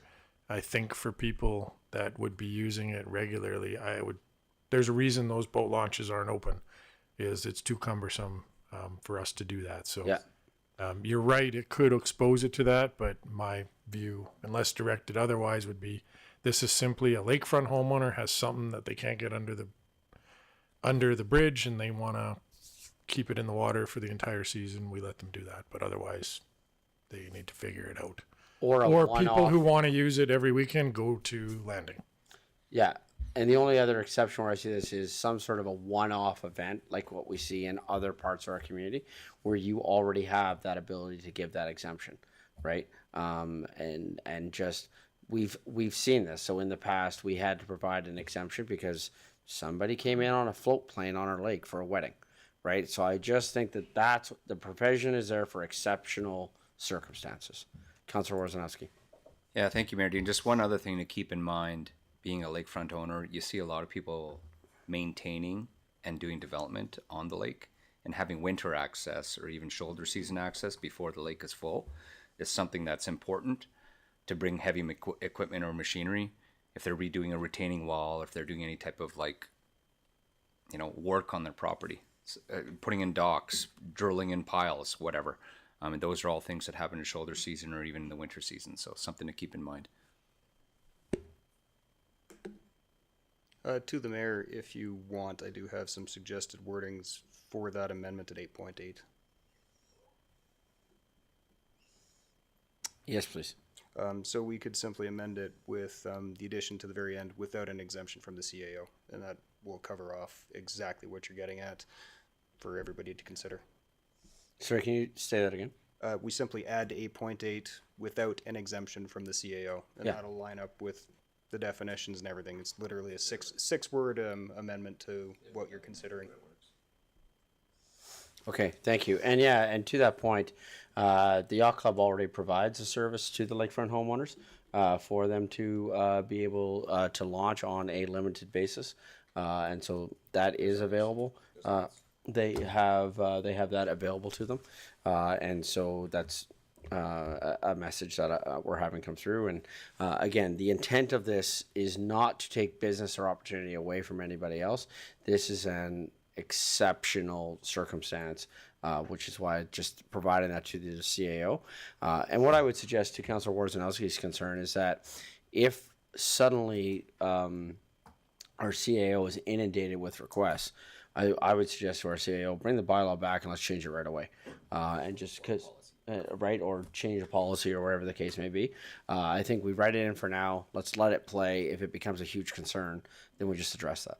If I may, Your Worship, I think that the internal policy of the CAO and how he addresses the permitting would probably be sufficient to regulate how many when he's issuing them. Agreed. Just my opinion. No, I fully agree with you. Okay. Were there any other questions, comments that any councillor had with regards to the community standards bylaw? Councillor Warzanowski?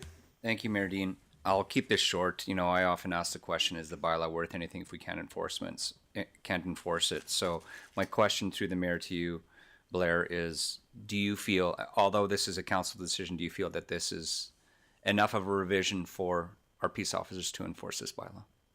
I don't see why this would cause an impact. I mean, in essence, if we catch somebody... Does it help you in general for the entire revision to the community standards bylaw?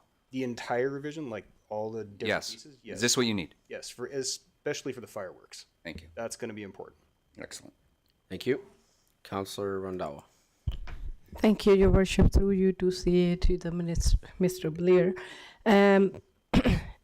I really like that the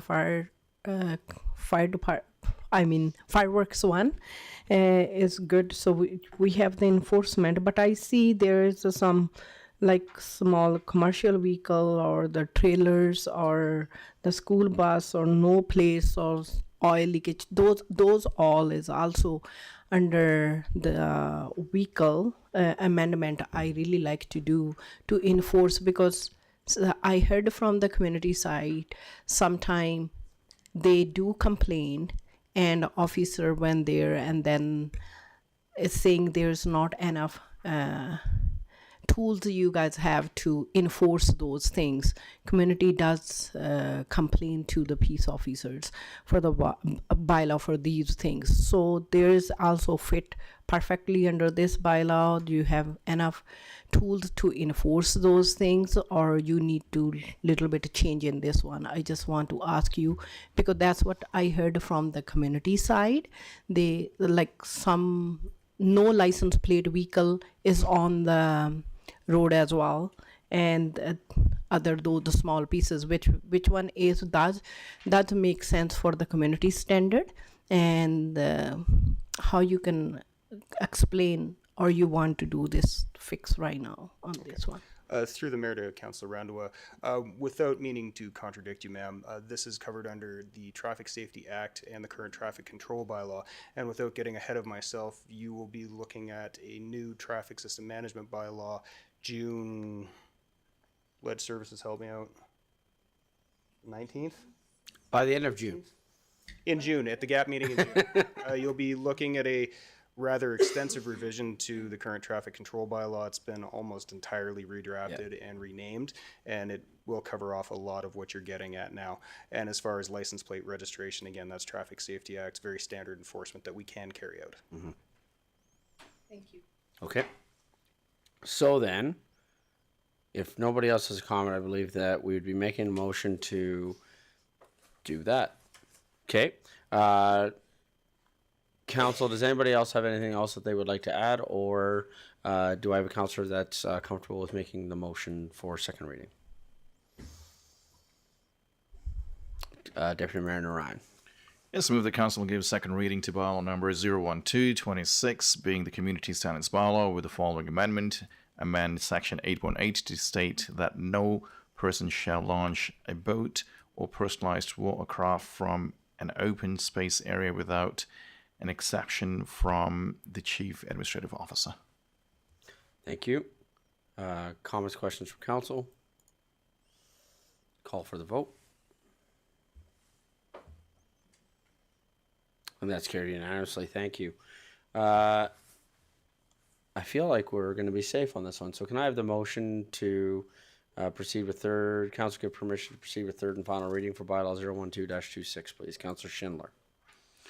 I move that council give permission to proceed with third reading to bylaw number 012-26, being the community standards bylaw. Thank you. Comments, questions from council? Call for the vote. And that's carried unanimously. Thank you. And do I have a councillor that can make the motion to give third and final reading? Councillor Randawa. Thank you, Your Worship. I move that the council give third and final reading to bylaw number 012-26, being the community standard bylaw. Thank you. Comments, questions from council? Call for the vote. And that's carried unanimously. Thank you. Thank you. Okay, going to our final items here. Council, does anybody have anything that they wanted to bring up under new business? Seeing none. I don't believe that we have any closed session items that we wanted to follow up on. Seeing none. So with that, Councilor Randall, can we have the motion to adjourn the meeting, please? Thank you, Your Worship. That is the best one. Always when you say that, I love that. Thank you. I move that the council adjourn the meeting at 1:30 p.m. Comments, questions from council? Call for the vote. And that's carried unanimously. Thank you. Thank you.